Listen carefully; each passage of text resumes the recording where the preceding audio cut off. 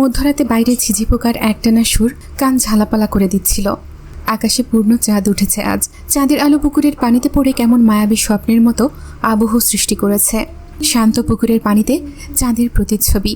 হালকা বাতাস এসে পারভিনকে ছুঁয়ে যাচ্ছে। এত সুন্দর মায়াবী রাতে মনটা আনচান করে নিজের প্রিয় মানুষটার সান্নিধ্য পাওয়ার জন্য। অথচ এইসব কিছু এখন পারভিনকে স্পর্শ করতে পারছে না। একটু আগে শাহেদ কল করেছিল। শাহেদের কল পেয়ে পারভিনের অভিমান যেন পাহাড় সমান হয়ে যায়। পিয়াসা ঘুমাচ্ছে। পারভিন জানে এখন রুমে কথা বললে পিয়াসা জেগে যাবে। নিজেদের মধ্যকার কলহ মেয়ে যাতে না জানে, তাই পারভিন রুম থেকে বের হয়ে এলো।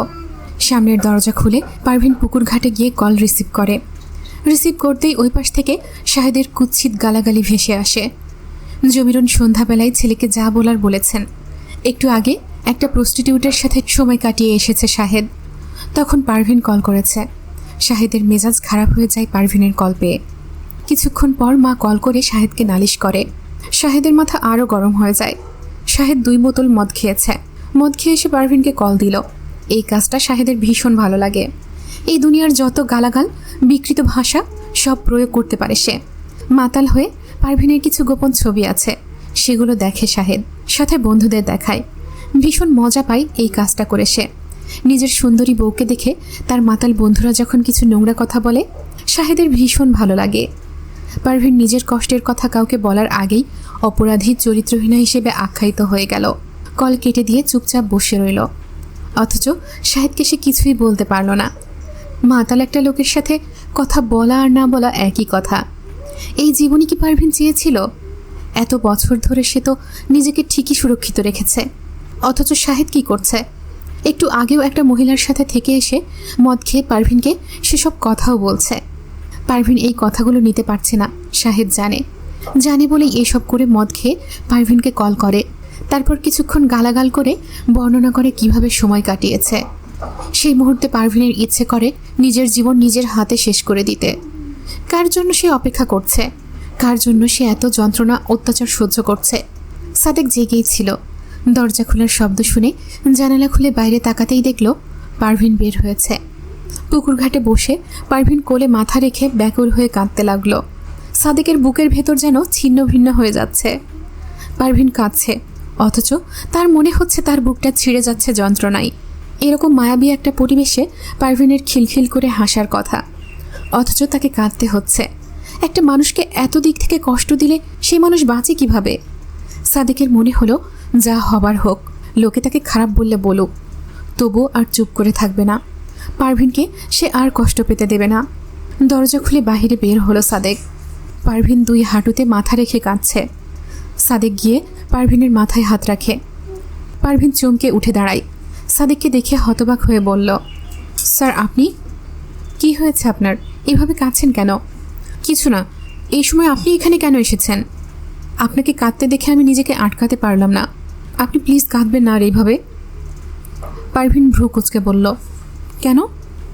আমি জানি না, আপনি কাঁদলে আমার সহ্য হয় না। আমি সব লণ্ডভণ্ড করে দেব যদি দেখি আবারও আপনার চোখে পানি এসেছে। আপনাকে কেউ কষ্ট দিয়েছে। পারভিন সাদেকের কথা শুনে অবাক হয়।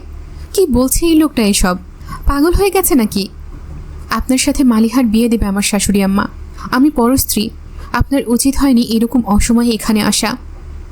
আমি কি একটিবারও কাউকে বলেছি আমি মালিহাকে বিয়ে করব? আপনি পরস্ত্রী আমি জানি, কিন্তু এটা কোনো দাম্পত্য জীবন হতে পারে না। 12 বছর আপনার হাজব্যান্ড দেশে আসে না। সে যে কখন আসবে তার কোনো নিশ্চয়তা নেই। কিসের আশায় আপনি নিজের জীবন নষ্ট করছেন? এই জাহান্নামে জ্বলে পুড়ে মরছেন কেন আপনি? আমি সোজা কথা বলতে পছন্দ করি। 6 মাসের মধ্যে যদি আপনার হাজব্যান্ড দেশে না আসে, তাহলে আপনি তাকে ডিভোর্স দেবেন এবং আমার সাথে আমি আপনাকে নিয়ে যাব। আমি আপনাকে আমার জীবন সঙ্গী করতে চাই। পারভিনের মাথায় যেন আকাশ ভেঙে পড়ল। এই লোকটা কি বলছে এসব? আস্তাগফিরুল্লাহ বলে পারভিন দৌড়ে ঘরে চলে গেল মোবাইল রেখেই। সাদেক দাঁড়িয়ে রইল পুকুর ঘাটে। ভুল ঠিক সে জানে না, কিন্তু এই মানুষটার জন্য তার বুকের ভেতর যে মমতা জন্ম নিয়েছে। কবিতা তাকে ছেড়ে যাওয়ার পর থেকে এখন পর্যন্ত দ্বিতীয় কারোর জন্য এরকম হয়নি। পারভিনের ফোন বেজে ওঠে। সাদেক ফোনটা রেখে দেয়। পর মুহূর্তেই একটা ভয়েস মেসেজ এলো। সাদেক ভয়েস মেসেজ অন করতেই শুনতে পেল সাদেকের বিকৃত মুখের ভাষা। নিজের স্ত্রীকে কেউ এই ধরনের বিশেষণে বিশেষায়িত করতে পারে সাদেকের জানা ছিল না। একটা মানুষের মুখের ভাষা এতটা নোংরা হতে পারে? সাদিকের মাথা গরম হয়ে গেল। পারভিন কেন এইসব সহ্য করছে এখানে? শাহেদ আবারও কল দিল। সাদিক রিংটোন অফ করে দিল। শাহেদ আবারও ভয়েস দিল। এবারের ভয়েস মেসেজ শুনে সাদিকের মনে হলো সে যেন এই দুনিয়াতেই নেই। শাহেদ বলছে, ওই মা, তোরে আমার মা কইছে না তোর ভাইয়ের থাইকা 2 লাখ টাকা আয়না দিতে? দিছিস? এখনও দেশ নাই কেন? শোন, দ্রুত টাকার ব্যবস্থা কর, নইলে কিন্তু খুব খারাপ হইব। তুই জানোস না তোর নূর ছবি আছে আমার কাছে, আমি ওইসব বিক্রি করে দিমু বলে আবারও গালি দিয়ে ওঠে। সাদিকের ইচ্ছে করলো এক আছাড়ে ফোনটা ভেঙে ফেলতে। সাদিক নিজেকে সংবরণ করে ভয়েস মেসেজ ডিলিট করে দেয়। পারভিন এইসব শুনলে আরও ভেঙে পড়বে। শাহেদের ফোন নাম্বার নেই সাদিক। তারপর ফোন নিয়ে দ্রুত ঘরে যায়। কিছু একটা করতে হবে। রুমে গিয়ে সর্বপ্রথম শাহেদের ফেসবুক আইডি খুঁজে বের করে সাদেক। শাহেদের আইডি ঘুরে তার দুবাইয়ের ঠিকানা খুঁজে বের করে সাদেক। তার সাথে ছবিতে থাকা কয়েকজন বন্ধুর আইডি চেক করে ফ্রেন্ড রিকোয়েস্ট পাঠায় সাদেক। তাদের আইডি থেকে তাদের ফ্যামিলি মেম্বারদের খুঁজে বের করে। এই ব্যাপারটা একটা মহিলা যতটা ভালো বুঝবে একটা পুরুষ তা বুঝবে না। দুজনের ওয়াইফের ফেসবুক আইডি খুঁজে ফ্রেন্ড রিকোয়েস্ট দিয়ে মেসেজও পাঠায় সাদেক। তারপর অপেক্ষায় থাকে রিপ্লাই পাওয়ার জন্য। পারভিন রুমে এসে পিয়াসাকে শক্ত করে জড়িয়ে ধরে। এই যাবৎ অনেকেই পারভিনকে এইরকম ইশারা ইঙ্গিত করেছিল। সবার মনোবাসনা ইঙ্গিত ছিল নোংরা। এই প্রথম কেউ তার মুখোমুখি এসে সোজা সাপটা নিজের পছন্দের কথা জানিয়েছে। পারভিনের কান্না পায়। যার জন্য সে প্রতিনিয়তই যন্ত্রণায় পুড়ে শুদ্ধ হচ্ছে, সে কিনা তাকে পাত্তাই দিচ্ছে না। সকালে ঘুম থেকে উঠে পারভিন ডাইনিং টেবিলের ওপর নিজের মোবাইল দেখতে পায়। সারাদিন ভীষণ ভয়ে ভয়ে থাকে পারভিন। এই বুঝি স্যারের মুখোমুখি হয়ে গেল। এই মানুষটাকে পারভিন আগে সম্মান করত, সেই সম্মান হারিয়ে এখন জন্ম নিয়েছে ভয়, শঙ্কা। জমিরন থমথমে সুরে বলল, মাস্টারের নাস্তা দিছস? যা নাস্তা দিয়াই। পারভিন না তাকিয়েই বলল, মালিহাকে বলেন দিয়ে আসতে। মালিহা নাস্তা দিবে কেন? তোর কি গতরে তেল জমছে যে তুই দিতে যাইতে পারোস না? যা বলছি। পারভিন কথা বাড়ায় না। নাস্তার ট্রে নিয়ে সাদেকের দরজায় কড়া নাড়ে। সাদেক ভেতর থেকে বলল, দরজা খোলা আছে। পারভিন নাস্তার ট্রে টেবিলে রেখে চলে যেতে নিল।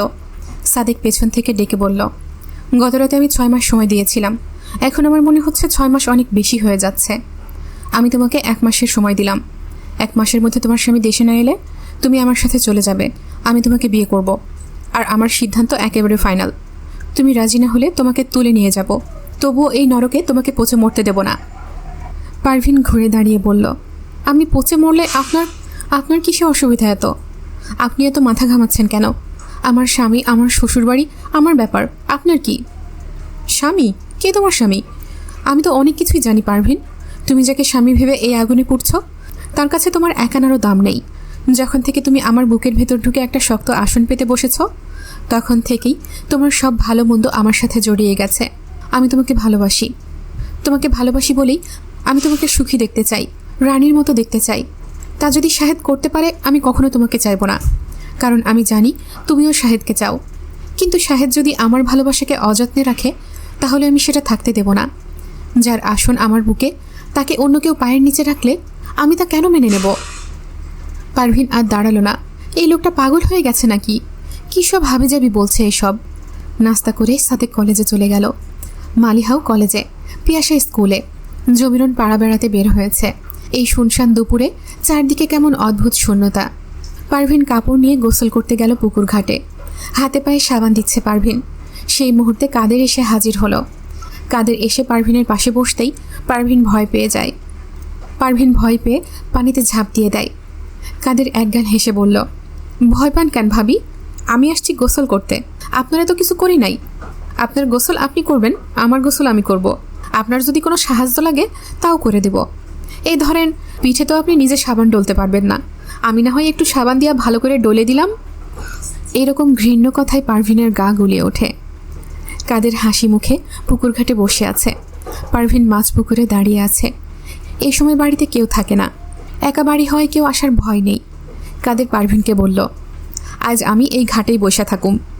আপনার কাপড় এইখানে রাখা, আপনি কতক্ষণ পানিতে থাকবেন এইভাবে? বাড়িতে কেউ নাই, আমি চাইলে এখনই পানিতে নাইমা যাইতে পারি। আমি নামুম না, এইখানেই বসে থাকুম। সতী অগ্নি পরীক্ষা দিছিল, আপনি দিবেন জল পরীক্ষা। নভেম্বরের শেষ সপ্তাহ, ঠান্ডায় পারভিন কাঁপছে। আকাশের দিকে তাকিয়ে পারভিন বলল, আর কত যন্ত্রণা এভাবে সহ্য করতে হবে খোদা। আমি জানি না কোন পাপ করেছি, আমি কোন অপরাধের শাস্তি দিচ্ছ আমাকে। আমাকে একেবারে দুনিয়া থেকে নিয়ে যাও আল্লাহ। এইভাবে তিলে তিলে আমাকে শেষ করে দিও না। এত যন্ত্রণা একটা মানুষ কিভাবে সহ্য করে আল্লাহ? আর কত ধৈর্যের পরীক্ষা নিবা? সময় যেন কাটছে না। পারভিন চিৎকার করে আম্মা আম্মা বলে জমিরনকে ডাকে। কাদের বসে বসে হাসে। শাশুড়িকে সে নিজেদের বাড়িতে দেখে এসেছে। 2-3 ঘন্টায় সে এই বাড়ি মুখ হবে না। কাদের জানে সেটা। আশেপাশে কোথাও কারো কোনো সাড়া পাওয়া গেল না। পারভিন অন্য পাশ দিয়ে উঠে যেতেও পারছে না। ঘরে ঢুকতে গেলে কাদের যদি সামনে এসে দাঁড়ায় তখন? তাছাড়া ভেজা কাপড়ে শরীরের সব অঙ্গ স্পষ্ট হয়ে উঠবে। কাদেরের পশুর দৃষ্টি পারভিনকে শেষ করে ফেলবে। পানিতে দাঁড়িয়ে পারভিন দোয়া ইউনুস পড়তে লাগলো। সূর্যের আলো ধীরে ধীরে মলিন হচ্ছে। একটি রৌদ্রোজ্জ্বল দিন আস্তে আস্তে সমাপ্তির দিকে। আসরের আজান হয়েছে বেশ খানিকক্ষণ হলো। পারভিনের দাঁত কপাটে লেগে আসছে। বাড়ির বাইরের রাস্তায় বাইকের শব্দ শোনা যাচ্ছে। পারভিন সচকিত হয়। সাদিক স্যার আসছে কিনা। এই মুহূর্তে সাদিক স্যারকে পারভিনের কাছে ফেরেশতার মতো মনে হলো। কাদের হর্নের শব্দ শুনে পুকুরের পাড়ে জঙ্গলে ঢুকে গেল। জঙ্গলের মধ্যে দিয়ে হাঁটা চলার রাস্তা আছে। কাদেরের মনে ভীষণ আনন্দ। শালার বউকে সে একটু একটু করে খেলিয়ে খেলিয়ে বড়শিতে কাঁদবে। কতদিন ধরা না দিয়ে থাকবে সে? এত সহজ? কাদের যার দিকে তাকিয়েছে তাকে নিজের করে ছেড়েছে সব সময়। সাদেক বাড়ি ফিরে দেখে পারভিন পুকুরে। দৃষ্টি অবনত করে সাদেক চলে গেল। পারভিন ভেজা কাপড় বদলে ঘরে এলো। মাথা ধরে আছে তার। 1 কাপ গরম চা খাওয়ার জন্য রান্নাঘরে যেতে হবে এখন। পারভিনের অস্বস্তি হচ্ছে। ঘরে কেউ নেই। চা বানালে মাস্টারকেও দিতে হবে। বিকেলে তিনি রং চা খান। পারভিন তার মুখোমুখি হতে চায় না, সেজন্য আজকে চা বানাতে গেল না। পিয়াসা ফিরল স্কুল থেকে। পারভিন মেয়েকে ভাত দিতে গিয়ে ভাবল, সাদেক স্যারকে তো চা দেওয়া হলো না, পিয়াসাকে দিয়ে পাঠিয়ে দেবে। 2 কাপ চায়ের জন্য পানি বসালো পারভিন। তার শরীরের ভেতর কেমন যেন করছে। গলা খুসখুস করছে। ক্লান্ত শরীরটাকে পারভিন যেন জোর করে টেনে নিয়ে যাচ্ছে। সাদেক জানালার পর্দা সরিয়ে দেয়। পারভিনকে অন্যরকম মনে হচ্ছে না? কেমন টলমল পায়ে হাঁটছে যেন। জমিরন, মালিহা কেউ ঘরে নেই। সাদেক সাহস করে বাইরে এলো। পারভিনের থেকে কিছুটা দূরত্বে দাঁড়ায় সাদেক। একটা সবুজ শাড়ি পরে পারভিন চা বানাচ্ছে। সাদেকের বুকের ভেতর কেমন ধুকপুক করছে। এই মানুষটা তার হলে কি এমন ক্ষতি হবে এই দুনিয়ার? সেই তো রোজ নিয়ম করে সূর্যাস্ত হবে, সূর্য উদয়ও হবে, নদীতে জোয়ার আসবে, পাখিরা গান গাইবে, ভ্রমর ফুলে উড়ে বেড়াবে, দিন শেষে রাত্রি নামবে। কোনো কিছুরই তো ব্যতিক্রম হবে না। অথচ এই মানুষটা তার না হলে জীবনের স্বপ্ন হারিয়ে যাবে। উদ্দেশ্যহীন পথিকের মতো সে হেঁটে বেড়াবে। দিঘারা নাবিকের মতো হাতড়ে বেড়াবে বন্দর। পারভিন পেছনে তাকাতেই দেখে সাদেক দাঁড়িয়ে আছে। পারভিন এদিক ওদিক তাকায়। ভয় করছে তার। সাদেক বলল, ভয় পেও না আমাকে। তোমাকে এমন লাগছে কেন? শরীর ঠিক আছে? পারভিন জবাব দিল না। চায়ের কাপ নিয়ে ঘরে চলে গেল। একটু পর পিয়াসা এসে চা দিয়ে গেল সাদেককে। মাগরিবের আগ মুহূর্তে জমিরন আর মালিহা বাড়িতে এলো একসাথে। কলেজ থেকে মালিহা সাবিহাদের বাড়িতে গিয়েছিল। রাতে পারভিনের ভীষণ জ্বর এলো। গা কাঁপিয়ে উথাল পাথাল জ্বর এলো পারভিনের। কম্বল মুড়ি দিয়ে পারভিন শুয়ে রইল। সকালে পারভিন ঘুম থেকে উঠল ভীষণ জ্বর গায়ে নিয়ে। টলমলো পায়ে পারভিন রান্নাঘরে ঢুকল। সংসারের বউদের শরীর খারাপ হোক আর যাই হোক, তাকে চুলার পাড়ে না পেলে গৃহকর্ত্রীর মেজাজের পারদ তুঙ্গে উঠে যায়। পারভিন রান্নাঘরে বসে টের পেল সারা শরীর গলিয়ে আসছে তার। ছুটে গিয়ে পারভিন বমি করে। সাদেক বের হয়ে আসে। জমিরন মেয়েকে নিয়ে কম্বলের নিচে শুয়ে আছে। বাইরে ভীষণ ঠান্ডা। কুয়াশায় মুড়ে আছে সব কিছু। কনকনে ঠান্ডা বাতাসে পারভিনের দাঁতে দাঁত লেগে যাচ্ছে। বালতি থেকে মগে করে 1 মগ পানি এগিয়ে দেয় সাদেক পারভিনকে। পারভিনের সারা শরীর কাঁপছে ততক্ষণে শীতে, খিদেই জ্বরে। গতকাল সকালে নাস্তা করেছে। এরপর এখন পর্যন্ত কষ্টে, লজ্জায়, ভয়ে পারভিন আর কিছুই খায়নি। এত অপমান আল্লাহ তাকে কেন করল? সে তো কোনো অন্যায় করেনি। তাহলে প্রতি পদক্ষেপে এত পরীক্ষা দিচ্ছে কেন? কেন কাদেরের মতো একটা নরকের কীটকে তাকে এত ভয় পেতে হচ্ছে? তার স্বামী যদি তাকে একটু বুঝতো তাহলে তো কেউ আর তার দিকে নোংরা হাত বাড়ানোর সাহস পেত না। এই সব ভেবে কষ্টে পারভিন কিছুই খেতে পারেনি। সাদেক দেখল পারভিন কেমন বেহুশ হয়ে যাচ্ছে। দ্রুত এগিয়ে গিয়ে পানি দিয়ে পারভিনকে কুলকুচি করায় সাদেক। পারভিনকে কোনো মতে ধরে মালিহাকে ডাকে সাদেক। এত আরামে কম্বলের নিচে শুয়েছে মালিহা। তার আর সেখান থেকে বের হতে ইচ্ছে করছে না। জমিরন বলল, যা গিয়া শুই নাই কেন ডাকে? এরে হাতে রাখুন লাগবো। মা, আমার বাইর হইতে মন চায় না। এই শীতে কোন পাগলে বাইরে যায়? এখন কিছুতেই বাইরে যাবো না, তুমি গিয়া শুনে আসো। পাগল নি, এরকম শীতের মধ্যে বাইরে যাইতে পারুম না, শুয়ে থাক। কেউ এগিয়ে আসছে না দেখে সাদেক পারভিনকে কোলে তুলে নেয়। পাখির মতো একটা মানুষ, এত হালকা কেন? ঠিকমতো খাওয়া দাওয়া করে তো? পিয়াসা পড়ছে বসে। মাকে এরকম দেখে পিয়াসা ভয় পায়। কি হয়েছে মায়ের? সাদেক বলল, কিছু হয়নি পিয়া, তোমার মা অজ্ঞান হয়ে গেছে, ওনার ভীষণ জ্বর। তোমার ফুপুকে ডেকে নিয়ে আসো, তোমার মায়ের কাপড় পাল্টাতে হবে। পিয়াসা গিয়ে মালিহাকে ডাকে। মালিহা আসে না।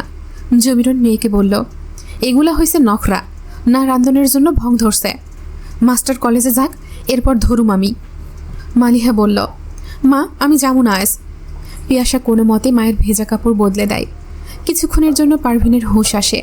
সাদিক স্যার না পাই এনে পিয়াসাকে দিয়ে বলল, কিছু খাইয়ে তোমার মাকে ওষুধ খাইয়ে দিও। পারভিন কৃতজ্ঞ দৃষ্টিতে তাকায়, অথচ এই কাজটা করার কথা ছিল যার সাথে নিজের জীবন জড়িয়েছে পারভিন তার। সে না করে একটা বাইরের লোক তার জন্য ভাবছে। তবুও এই দুনিয়ায় কেউ একজন তার কথা ভাবে, এটা ভেবেই পারভিনের মন আনন্দিত হয়।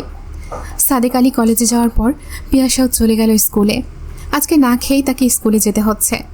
কিছুক্ষণ পর জমিরন এলো পারভিনের রুমে। পারভিনকে কম্বল মুড়ি দিয়ে শুয়ে থাকতে দেখে বলল, নাটক দেখাস বান্দির ঘরের বান্দি? শুয়ে থাকলে রানবো কে? এইসব ঢং আমারে দেখাবি না। পারভিনের কথা বলতে কষ্ট হচ্ছে, অনেক কষ্টে বলল, আমি উঠে দাঁড়ানোর শক্তি পাচ্ছি না আম্মা। কেন? খাইতে তো কম খাস না, তাইলে উঠতে পারস না কেন? না রানলে আজকে থেকে তুই আর তোর মেয়ে কি খাস আমি দেখুম। আমি রান্ধুম আর তুই আরাম করে গিলবি ভাবছস? মনে রাখিস, তা হবে না। আজ রান্দা হইব না, তুই উইঠা রানবি।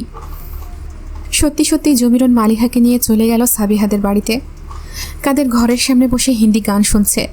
মালিহা গিয়ে কাদেরের গা ঘেঁষে দাঁড়ায়। মালিহাকে দেখে কাদের মালিহার গাল টিপে দিয়ে বলে, এই অবেলায় কি মনে করে? আপনার জন্য পরাণ পুড়তেছিল তাই। পরাণ নাকি অন্য কিছু? মালিহা গাল টিপে হেসে বলল, সারা দিন উল্টাপাল্টা কথা কন। জমিরন সাবিহাকে বলল, পিয়াসার মারে রাইখা এসি আজ, জ্বরে বেতাল হয়ে আছে। আমিও রানমু না আজ, ভাবছে আমি রানবো আর ও নিজে গিলবে, এজন্য চলে আসছি। ভালো করে রান্না করতো। সাবিহা খুশি হয়ে বলল, আচ্ছা ঠিক আছে মা, রানতেছি। মাস্টার খাইব কই তাহলে? ওর জন্য নিয়ে যামু, বক্সে করে দিয়ে দিস তো। এত ভালো পোলা, এরে জামাই বানাইতে পারলে আর কিছু লাগবো না। হ মা, নিয়ে যাইও। ওরা মামাইয়া খাইলে খাইব, না খাইলে নাই, ওইসব নিয়ে ভাবিও না। আমি গরুর গোস্ত নামাই। কাদের ভাবল এই সুযোগ। পারভিন অসুস্থ, ঘরেও কেউ নাই, আজকে তারে আটকায় কে? মালিহাকে বলল, থাকো, দোকান থেকে কিছু নিয়ে আসি তোমা গোলাইগা।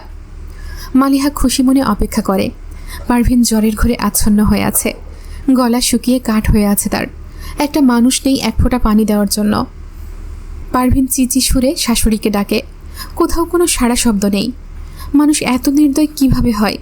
মানুষ হয়ে মানুষের জন্য এক ফোঁটা ভালোবাসার জন্ম হয় না কেন? এত পাষাণ কেন এরা? অথচ এদের জন্য কিনা পারভিন খেটে মরে। তা না হলে কিসের আশায় এখানে পড়ে আছে সে? বাইরে গুনগুন সুরে গান শোনা যাচ্ছে। পারভিনের বুক কেঁপে ওঠে। কাদের এসেছে নাকি? পারভিনের শরীরে এক ফোঁটাও শক্তি নেই যে উঠে দরজা বন্ধ করে দেবে। মাথা সামনে ঘুরছে, তেমন পুরো শরীর কাঁপছে। অনেক কষ্টে মাথা তোলে পারভিন। দরজা বন্ধ করতে হবে তার। পারভিন বিছানা থেকে আর উঠতে পারছে না। কাদের এসে পারভিনের পাশে বসলো। ভাবিজান কেমন আছেন? পারভিনের মনে হচ্ছে খোদ শয়তান বুঝি তার শিওরে এসে হাজির হয়েছে। গায়ের ওপর থেকে পারভিনের কম্বল সরিয়ে দেয় কাদের। কম্বলের নিচে পারভিনের কাপড় এলোমেলো হয়ে আছে। পেটের দিকে তাকিয়ে কাদের জিভ দিয়ে ঠোঁট ভিজায়। আজকে ফাঁকা মাঠে সে গোল দিবে। আজ আর কেউ নেই বাধা দিতে। ছো মেরে পারভিনের কাপড় খুলে নেয় কাদের। পারভিন চিৎকার করে ওঠে। কাদের পারভিনের মুখে হাত দিয়ে চাপা দিয়ে ধরে, টান দিয়ে ব্লাউজের বোতাম ছিঁড়ে ফেলে। পারভিন নড়াচড়া করতে পারছে না। এই অপমানের চাইতে তার মৃত্যু ভালো ছিল। সাদেক আজ আর ক্লাস করালো না। বারবার মনে হচ্ছে পারভিনকে দেখার কেউ নেই ওখানে। বাড়িতে থাকলে অন্তত অবস্থা খারাপ হলে ডাক্তার তো দেখাতে পারবে সে। এই ভেবে চলে এলো ছুটি নিয়ে। বাইরে বাইকের শব্দ শুনে কাদের অবাক হলো। সাদেক স্যার আসবে কোত্থেকে এখন? সে তো কলেজে। সবে মাত্র পারভিনকে বিবস্ত্র করেছে সে, এখনও তো কিছুই করতে পারেনি। সাদেক ঘরে ঢুকতে গিয়ে দেখে সদর দরজা বন্ধ। সাদেক মালিহাকে ডাকে। কারো কোনো সাড়া শব্দ না পেয়ে নিজের কাছে থাকা এক্সট্রা চাবি দিয়ে দরজা খুলে ভিতরে ঢোকে। পারভিনের বুকের ওপর উঠে কাদের নিঃশব্দে বসে থাকে। পারভিনের মুখে হাত দিয়ে চাপা দিয়ে রেখেছে যাতে কোনো শব্দ করতে না পায়। উপায় না পেয়ে পারভিন নিজের মোবাইল ছুঁড়ে ফ্লোরে মারে। পারভিনের রুম থেকে শব্দ শুনে সাদেক এগিয়ে আসে সেই দিকে। ঘরে কেউ নেই, তাহলে শব্দ করলো কে? পারভিন কোথাও গেল? ওকে কি ডাক্তারের কাছে নিয়ে গেছে? এইসব ভাবতে ভাবতে সাদেক দরজা ধাক্কা দেয়। এক মুহূর্তের জন্য সাদেক নড়াচড়া করতে ভুলে যায়। মুহূর্তেই তার মাথায় যেন আগুন ধরে যায়। কাদের লাফিয়ে বের হয়ে যায় ঘর থেকে। পারভিনের মনে হলো সে আর এই দুনিয়ায় বেঁচে নেই বুঝি। এর চাইতে বড় লজ্জা একজন নারীর জন্য কি হতে পারে? সাদেক কাদেরের পিছু নিতে গিয়েও থেমে যায়। কি লাভ হবে ছুটে? কোনো প্রমাণ নেই, সাক্ষী নেই। লোকটা যদি উল্টো বলে এরা দুজন এক ঘরে একসাথে ছিল, তখন? সাদেক অসহায় ভঙ্গিতে দাঁড়িয়ে থাকে পুকুরের ঘাটে। এরপর আর পারভিনকে এখানে রেখে যাওয়ার কোনো মানেই হয় না। পারভিন কাপড় পরে বসে আছে। হঠাৎ করেই তার মনে হচ্ছে তার সব অনুভূতি যেন হুট করেই মরে গেছে। কষ্ট, দুঃখ, যন্ত্রণা কিছুই আর তাকে স্পর্শ করছে না। সারাদিন আর পারভিন রুম থেকে বের হলো না। বিকেলে জমিরন ফিরল একা। মালিহা আসেনি। সাদেকের জন্য খাবার নিয়ে এলো। সাদেক ব্যাগ গুছিয়ে নিয়েছে।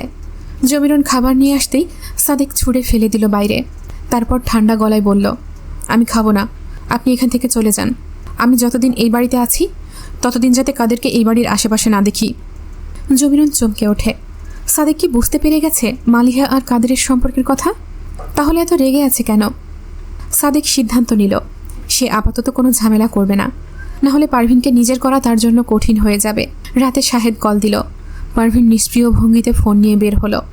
শাহেদ কল করে গালাগালি দিতে লাগলো সমানে। জমিরন তাকে জানিয়েছে পারভিন ইচ্ছে করে আজ শুয়েছিল সারাদিন, ভাত রান্না করেনি, তাকে সাবিহার বাড়ি থেকে খেতে হয়েছে। শাহেদের গালাগাল শুনে পারভিন শান্ত সুরে বলল, আজকে যদি আমি আপনাকে সামনে পেতাম তাহলে আল্লাহর কসম করে বলছি আমার পায়ের জুতা দিয়ে আপনার গালে মারতাম। গায়ে মানুষের চামড়া থাকলে আর আমার সাথে কথা বলবেন না। শীতের রিক্ততার অবসান ঘটিয়ে প্রকৃতিতে বসন্ত এলো। গাছে গাছে যেন রঙের বন্যা। কুয়াশাচ্ছন্ন দিন মিলিয়ে গিয়ে আবারও দেখা দিয়েছে ঝলমলে আলোর দিন। শুধু পরিবর্তন হয়নি পারভিন, তার জীবনে নতুন করে আর বসন্ত আসেনি। সাদেক আলী আগের মতোই আছে। তার মনের পুরোটা জুড়ে শুধু একটাই নাম, আর তা হলো পারভিন। সময় কেটে যাচ্ছে তার আপন গতিতে। সাদেক কলেজে ক্লাস শেষ হলে এক মুহূর্তও অপেক্ষা করে না আর। সারাক্ষণ তার বুক কাঁপে শঙ্কায়। পারভিন ঠিক আছে তো? এই চিন্তায় সাদেকের সব কিছু থমকে যায়। পারভিন সে যেন পাথরের মূর্তি, কোনো অনুভূতি নেই তার। সাদেকের ছায়াও মারায় না সে।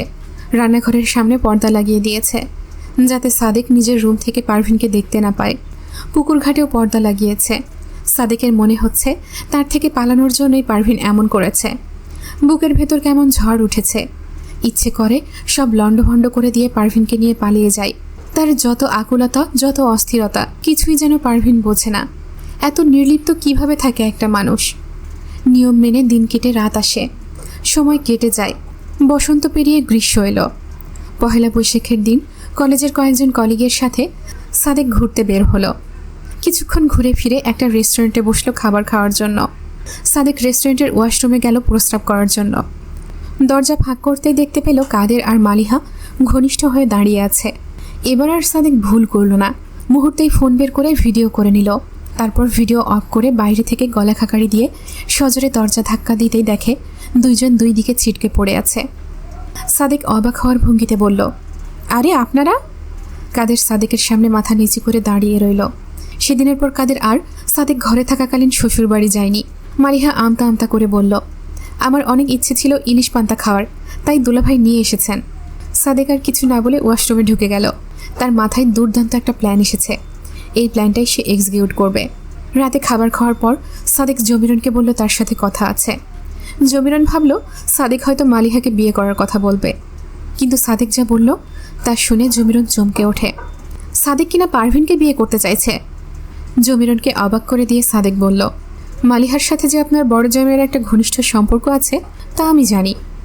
এরপর পুরো দুনিয়াকে জানাবো আমি। প্রমাণও আছে আমার কাছে। আপনাদের কাছে পারভিনের কোনো দাম নেই, অথচ তাকে পেলে আমি বেঁচে যাই। আপনার ছেলে তাকে চায় না, এই পরিবারের আপনারাও কেউ তাকে চান না। তাকে আমাকে ভিক্ষা দিন, তা না হলে আমি আপনাদের জীবন ধ্বংস করে দেব। জমিরন নিজের রুমে গিয়ে শাহেদকে কল দিলেন। পরেক্ষণে মনে হলো তার শাহেদের ফোন হারিয়ে গেছে। জমিরন চোখের ওপর দেখতে পেল সাবিহা আর তার বাচ্চাদের দুর্দশা। সময় মতো ছোট মেয়েকে তিনি শাসন করেননি, থলের বিড়াল বের হয়ে যাওয়ার আগেই তাকে থলেতেই মেরে ফেলতে হবে। জমিরন সিদ্ধান্ত নিলেন তিনি পারভিনকে তুলে দেবেন সাদেকের হাতে। তবুও এই ব্যাপারটা গোপন রাখতে হবে তার, তা না হলে সব কিছু হারাবেন। সাবিহার সংসার ভেঙে যাবে। তার বড় মেয়েটা বোকাশোকা বলেই চোখের সামনে ঘটে যাওয়া ঘটনার কিছুই বুঝতে পারছে না, কিন্তু ছোট মেয়েটাও তার আদরের। দুই মেয়ের জীবনটাই নষ্ট হয়ে যাবে। ছোট মেয়েটা যে কখনোই কাদেরকে বিয়ে করবে না তা তিনি জানেন। জমিরনের ইচ্ছে করলো মালিহাকে গিয়ে উত্তম মধ্যম দিতে। রাগে হনহন করে মালিহার রুমে গেল। মালিহাকে দেখে মা বলল, মা দেখো দুলাভাই কি দিয়ে গেছে, আসো খাই। কাদের 2টা পার্সেল হালিম দিয়ে গেছে। জমিরন ভাবল শুধু শুধু মেয়েকে বকাঝকা করে কী লাভ, যে খাওয়াচ্ছে সেও তার মেয়ের জামাই, যে খাচ্ছে সেও তার মেয়ে, রাগারাগি করে কী লাভ। তাছাড়া পারভিনকে এমনিতেও তার পছন্দ না, তাকে বরং বের করে দিতে হবে বাড়ি থেকে। খেতে খেতে জমিরন মালিহাকে বলল, সাদেক জেনে গেছে তোর আর কাদেরের ব্যাপারে। মালিহা তেমন কোনো প্রতিক্রিয়া না দেখিয়ে বলল, জানারই কথা, এক ঘরে থাকি যখন। জমিরন ভাবল পারভিনও জানে, সাদেকও জানে। দুজনকেই যদি সরিয়ে দেওয়া যায় তাহলে আর কেউ জানবে না। কয়েকদিন পর কাদের দেশের বাইরে চলে গেলে মালিহাকে দেখে শুনে বিয়ে দিয়ে দেবেন। জমিরন সাদেককে জানালো সে চাইলে পারভিনকে বিয়ে করতে পারে। পারভিনের সাথে এমনিতেও শাহেদের বিয়েটা বৈধ নেই। তিনি তো শুনেন শাহেদ কল দিয়ে গালাগালির মধ্যে প্রতিদিনই পারভিনকে তালাকের কথা বলে। তালাক সর্বদা এবং সর্ব অবস্থায় কার্যকর হয়। সব ভেবেই সেই রাতে সাদেক আর জমিরন প্ল্যান করে ফেলল। পরের দিন সকালে জমিরন পারভিনকে তার ওষুধের প্রেসক্রিপশন দিয়ে বলল তার জন্য ওষুধ নিয়ে আসতে, সাথে পিয়াসাকেও নিয়ে যেতে বাজারে। পারভিন পিয়াসাকে নিল না সাথে। মেয়েটাকে সাথে নিলে যদি একটু কিছু না খাওয়াতে পারে তাহলে নিজেরই কষ্ট লাগবে। পিয়াসাকে ঘুম পাড়িয়ে পারভিন জমিরনের জন্য ওষুধ আনতে গেল। সাদেক তৈরি ছিল। পারভিন সিএনজির জন্য অপেক্ষা করছিল। সেই মুহূর্তে একটা খালি সিএনজি এলো। পারভিন সিএনজিতে উঠে বসলো। একটু পর সাদেকও উঠে সেই সিএনজিতে। পারভিন যখন বুঝতে পারল সাদেক তাকে নিয়ে যাচ্ছে তখন চিৎকার করেও কোনো লাভ হলো না। কিছুক্ষণ কান্নাকাটি চেঁচামেচি করে পারভিন যখন শান্ত হলো তখন সাদেক পারভিনকে কিছু রেকর্ডিং শোনায়। শাহেদের সেই রাতের ভয়েস মেসেজ সাদেক নিজের ফোনে রেকর্ড করে রেখেছিল ডিলিট করার আগে। পারভিন হতবিহ্বল হয়ে তাকিয়ে রইল। এসব কি শুনছে সে? কিন্তু তার মেয়েকে যে ওই পাষাণপুরীতে রেখে এসেছে। সাদেক বলল, পিয়াসাকে আমি কিছুদিন পর নিয়ে আসবো পারভিন, আগে আমার বাড়িতে ব্যাপারটা সামলাই। আমার বাবা মা ব্যাপারটা সহজভাবে নিতে চাইবে না প্রথমে। আমি চাই না পিয়াসার সামনে সিন ক্রিয়েট হোক। পরিস্থিতি স্বাভাবিক হলে আমি তোমার মেয়েকে নিয়ে আসবো। তাছাড়া আজকে তোমাকে তোমার শাশুড়ি ইচ্ছে করে পাঠিয়েছে আমার সাথে মিলে। ওই বাড়িতে ফিরে গেলে তোমাকে ওরা মেনে নেবে না পারভিন। পারভিন কেঁদে ওঠে। এই কি জীবন তার! এ কোন অনিশ্চয়তার এক জীবন! সাদেকের পরিবারে একটা ঝড় উঠে গেল। 2 সপ্তাহ পর সাদেক যখন পিয়াসাকে আনতে গেল তখন গিয়ে জানতে পারল পিয়াসাকে লিগালি দত্তক দিয়ে দেওয়া হয়েছে। পারভিন আকুল হয়ে কান্না করে শারমিনকে জড়িয়ে ধরে। শারমিন বলল, তুমি কি তোমার মেয়েকে ফেরত নিতে চাও? পারভিন মলিন হেসে বলল, না ম্যাডাম, আমি জানি ও আপনার কাছে আছে। আমার উপর মেয়ের যে অভিমান তা এ জন্মেও দূর হবে না। সব আগের মতো কখনোই হবে না। অযথা আপনার মেয়ের উপর একটা ঝড় উঠে আসবে। আমি চাই ও ভালো থাকুক। আপনার চাইতে বেশি ওকে কেউ ভালো রাখতে পারবে না। পিঙ্কি এসে বলল, আন্টি, পিয়াসা আপনাকে খুঁজছে। শারমিন পারভিনের দিকে তাকায়। পারভিন বলল, এই জীবনের মতো আর কখনোই আমি আপনার সামনে আসবো না ম্যাডাম। আমি মা হয়ে আমার মেয়েকে যে কষ্ট দিয়েছি, ওর সামনে এসে সেই কষ্ট আমি আর দ্বিগুণ করতে চাই না। ও আপনার কাছে ভালো আছে, ভালো থাকুক, এটাই চাই। শারমিন পারভিনের দিকে তাকায়। শারমিন ধীর পায়ে মেয়ের কাছে চলে আসে। পিয়াসা আমাকে শক্ত করে জড়িয়ে ধরে বলল, মা, তুমি আমাকে ছেড়ে যেও না। তুমি আর বাবা আমাকে ছেড়ে গেলে আমি আর বাঁচতে পারবো না। আমার ছোট্ট বুকে এত আঘাতের ভার সইবে না। শারমিন মেয়েকে বুকে জড়িয়ে ধরে। এই মেয়েটা তার। আজ আবারও তার মনে হচ্ছে এই মেয়েটা শুধুই তার বলেই আজকে তিনি জিতে এসেছেন। বৃষ্টি থেমেছে অনেকক্ষণ হলো। আকাশে এখনও ঘন কালো মেঘ জমে আছে। থেমে থেমে মেঘের গর্জন ভেসে আসছে। পিয়াসা মায়ের কোলে মাথা রেখে শুয়ে আছে। আকাশের মতোই জমাট মেঘ জমে আছে পিয়াসার মনে। তার মনটা ভীষণ অস্থির হয়ে আছে। মা কেন এইসব কথা বলছে? এসব সে শুনতে চায় না। ওই নামগুলো পিয়াসা আজীবনের জন্য তার জীবনে নিষিদ্ধ ঘোষণা করে দিয়েছে। এইসব কথায় তার বুকের ভেতরটা যন্ত্রণায় আরও ভারী হয়ে ওঠে।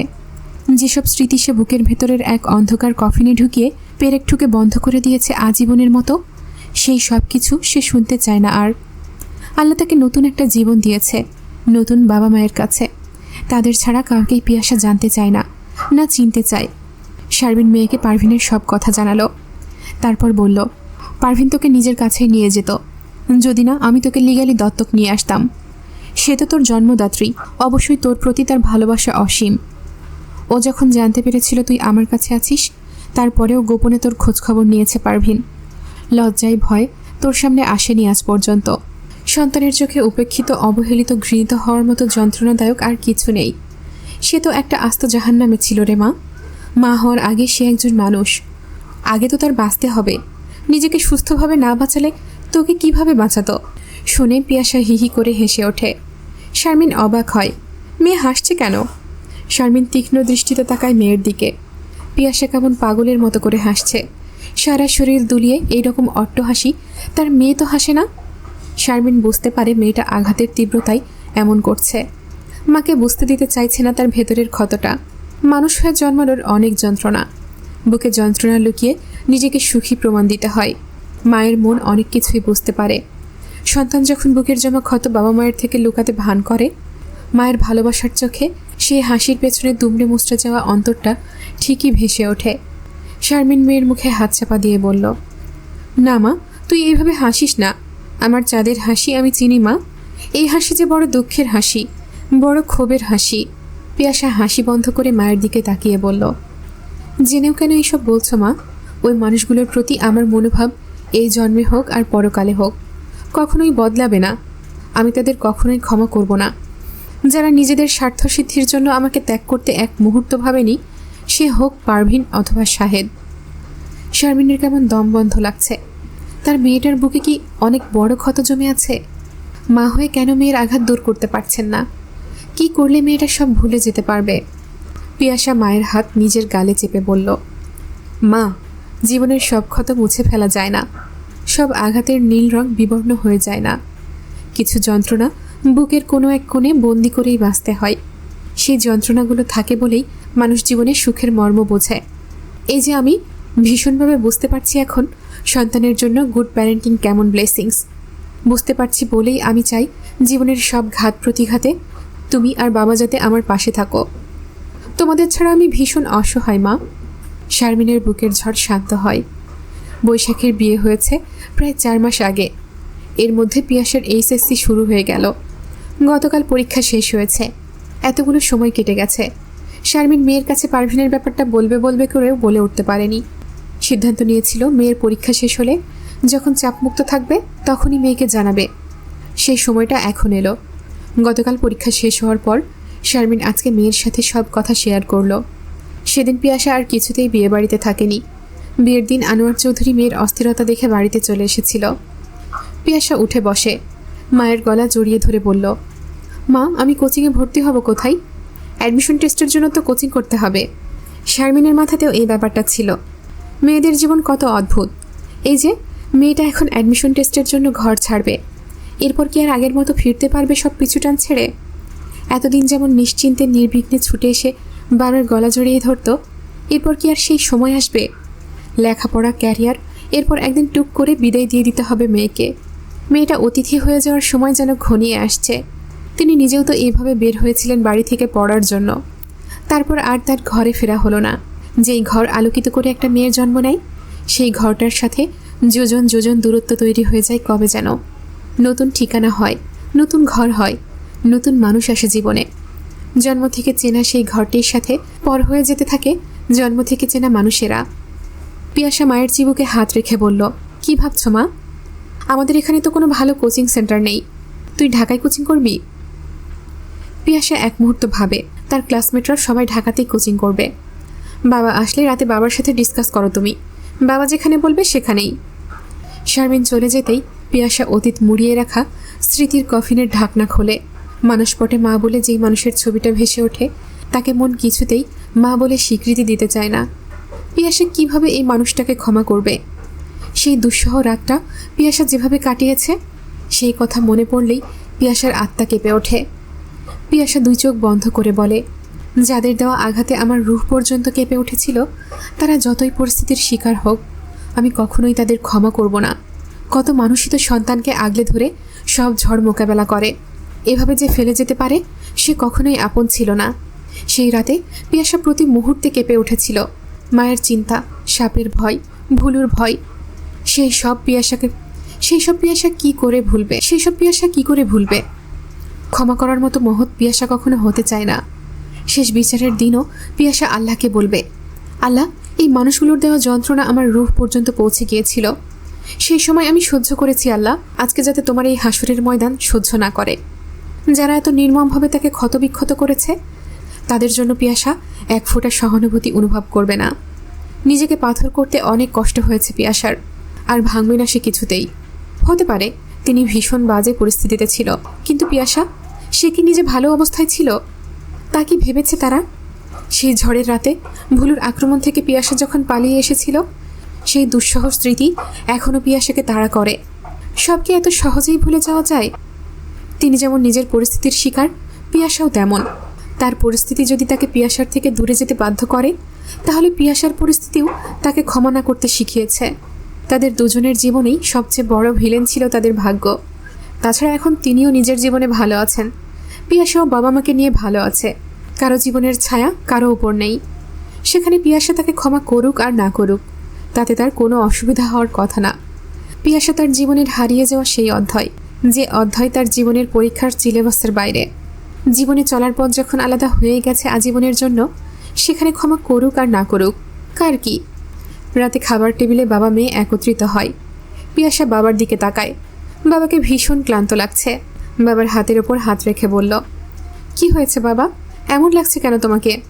আনোয়ার চৌধুরী মেয়ের মাথায় হাত রেখে বলল, তুই কোচিংয়ের জন্য দূরে চলে গেলে আমি কিভাবে বাঁচবো বাবা? তুই ছাড়া যে আমার এই ঘর অন্ধকার হয়ে যাবে। পিয়াসা হেসে বলল, পড়তে যাচ্ছি বাবা, আজীবনের জন্য যাচ্ছি না। তোর সিরাজ আঙ্কেলের সাথে কথা বলেছি বুঝলি, তোর মা আমাকে বিকেলেই জানিয়েছে। তখনই তোর আঙ্কেল কল করে। কথায় কথায় আমি জানাই তোর কোচিংয়ের কথা। তুই ঢাকাতেই কোচিং করবি। তোকে হোস্টেলে দিলে অস্থিরতায় নিঃশ্বাস নিতে পারবো না, দেখাশোনা করার কেউ থাকবে না। এটা তো সবচেয়ে ভালো সিদ্ধান্ত। আমিও নিশ্চিত থাকতে পারবো তোকে নিয়ে।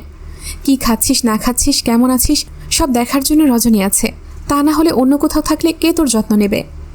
পিয়াসার মাথার সামনে আকাশ ভেঙে পড়ে। আবারও ওই বাড়িতে যেতে হবে? পিয়াসার চোখের সামনে সেই দিনটা ভেসে ওঠে। একটা হলুদ লেহেঙ্গা পরে পিয়াসা বাবা মায়ের সাথে প্রথম আষাঢ়দের বাড়িতে বেড়াতে যায়। পিঙ্কির সাথে পিয়াসার ভীষণ ভাব হয়ে যাওয়ায় পিঙ্কি পিয়াসাকে নিয়ে ছুটে যায় তাদের ছাদে কবুতর দেখানোর জন্য। এত কবুতর দেখে পিয়াসার ভীষণ আনন্দ হয়। পিঙ্কি পিয়াসাকে ছাদে রেখেই নিচে আসে। পিয়াসা যখন নিচু হয়ে বসে কবুতরকে আদর করছিল, মীরা এসে এক ফাঁকে উপর হয়ে বসে থাকা পিয়াসার লেহেঙ্গার টপসের ফিতা কেটে দেয়। পিয়াসাকে যে ওরা তিন বোন ভীষণ অপছন্দ করে, পিয়াসার তা বুঝতে বাকি ছিল না। আশার পিয়াসার সামনেই বসে কবুতরকে খাবার দিচ্ছিল, সেই মুহূর্তেই দুর্ঘটনা ঘটে। টপস অনেকটাই নিচে নেমে আসে গলা দিয়ে, পেছনের বাঁধন ছিঁড়ে যাওয়ার কারণে। আশার তাৎক্ষণিক উঠে সরে যায়। পিয়াসার খেয়াল হয় কিছুক্ষণ পরেই। ভয় আতঙ্কে পিয়াসা ছুটে নেমে আসে ছাদ থেকে। কেউ জানে না কি ভীষণ লজ্জা অপমানের মুখোমুখি হয়েছে পিয়াসা সেই দিন। লজ্জায় মাটির সাথে মিশে যেতে ইচ্ছে করছিল তার। তারপর থেকে আশারকে ভীষণ ভয় পায় পিয়াসা। অথচ এখন কিনা তাদের বাড়িতে গিয়েই থাকতে হবে। পিয়াসার বুকের ভেতর ড্রিম ড্রিম করে ওঠে। কি করবে সে? সকালবেলা আষাঢ়ের সাথে পিয়াসার দেখা হয়ে গেল। আনোয়ার আঙ্কেল পিয়াসাকে নিয়ে এসেছে। মায়ের কাছে আসার গত রাতেই শুনেছিল পিয়াসা আসবে, এখান থেকেই কোচিং করবে। আশার পিয়াসাকে দেখে ভাবল এখন থেকে তার বাড়িতে থাকা কমিয়ে দিতে হবে। এমনিতেও আশার বাড়িতে কম থাকে রাজনৈতিক কারণে। প্রায় তাকে বাড়িতে ফিরতে হয় রাত 1টার দিকে। সকালে বের হয়ে রাতে বাড়িতে ফিরে আসার। পিয়াসা নিশ্চিন্তে থাকতে পারবে। তার জন্য মেয়েটা অস্বস্তিতে পড়ুক, এটা আশার চায় না কখনোই। অ্যাজ আ জেন্টলম্যান সে চায় এই মেয়েটা নিশ্চিন্তে তার পোষা কৈতরের মতোই ঘুরে বেড়াক এই বিশাল বাড়িটির আনাচে কানাচে। নিজের ভাবনায় নিজেই হেসে ফেলে আশার। কৈতর, কি কিউট বিশেষণ। এই মেয়েটাকে কৈতর বলেই ডাকবে কোনো একদিন। দেখা যাবে কেমন রিয়্যাক্ট করে তখন। নিশ্চয়ই আষাঢ়ের মাথা ফাটিয়ে দেবে। নিচতলার সদর দরজার পাশের বড় রুমটা পিয়াসার জন্য গুছিয়ে রেখেছে রজনী। নার্গিস তীক্ষ্ণ দৃষ্টিতে তাকিয়ে থেকে মহুয়া বেগমের কাছে গেল। মহুয়া বেগমের চুলে ঝুনি তেল মালিশ করছে। নার্গিস থমথমে সুরে বলল, সবসময় দেখেছি মেহমান কেউ আসলে পেছনের দিকের রুমে থাকে, তাহলে এবার সামনের রুমে কেন আম্মা? আরামে মহুয়া বেগমের চোখ লেগে এসেছে। নার্গিসের গলার স্বর তার কাছে ভীষণ বিরক্তিকর লাগলো, কিন্তু কথাটা ভীষণ গুরুতর। রজনী তার সাথে কথা না বলেই তার বান্ধবীর মেয়েকে ওই রুমে থাকতে দিচ্ছে। এই সংসারের হর্তাকর্তা তিনি এখনও। সব কিছু এখন তার নামে। তিনি যা বলবেন তাই শেষ সিদ্ধান্ত। সেখানে রজনী কি নিজেই মতামত দেওয়ার সিদ্ধান্ত নেওয়া শিখে গেছে? তার মানে কি এখন আর তার দাম থাকবে না? মহুয়া বেগম শটান হয়ে বসলেন। ঝুনিকে বললেন, যা রজনীকে ডেকে আন। ঝুনির ভীষণ বিরক্ত লাগলো। ছোটভাবে মানুষটার মনের ভেতর এমন কুচকুচে কালা কেন? নিজের ভালো ছাড়া কারো ভালো চায় না। রজনী রান্নাঘরে পিয়াসার জন্য খাবার রেডি করছে। শারমিনের মেয়েটা এত মিষ্টি, রজনীর ইচ্ছে করে বুকের সাথে মিশিয়ে রাখতে। ঝুনি এসে বলল, চাচি আপনারা যাইতে বলছে। রজনী এক মুহূর্ত ভেবে বলল, আবার কি হয়েছে? কি আর হইব, কালনাগিনি গিয়া বিষ ছাড়াইছে। যান গিয়া শোনেন, আমি ওঝা নিয়ে আসতেছি। রজনী কিছু বুঝতে পারল না।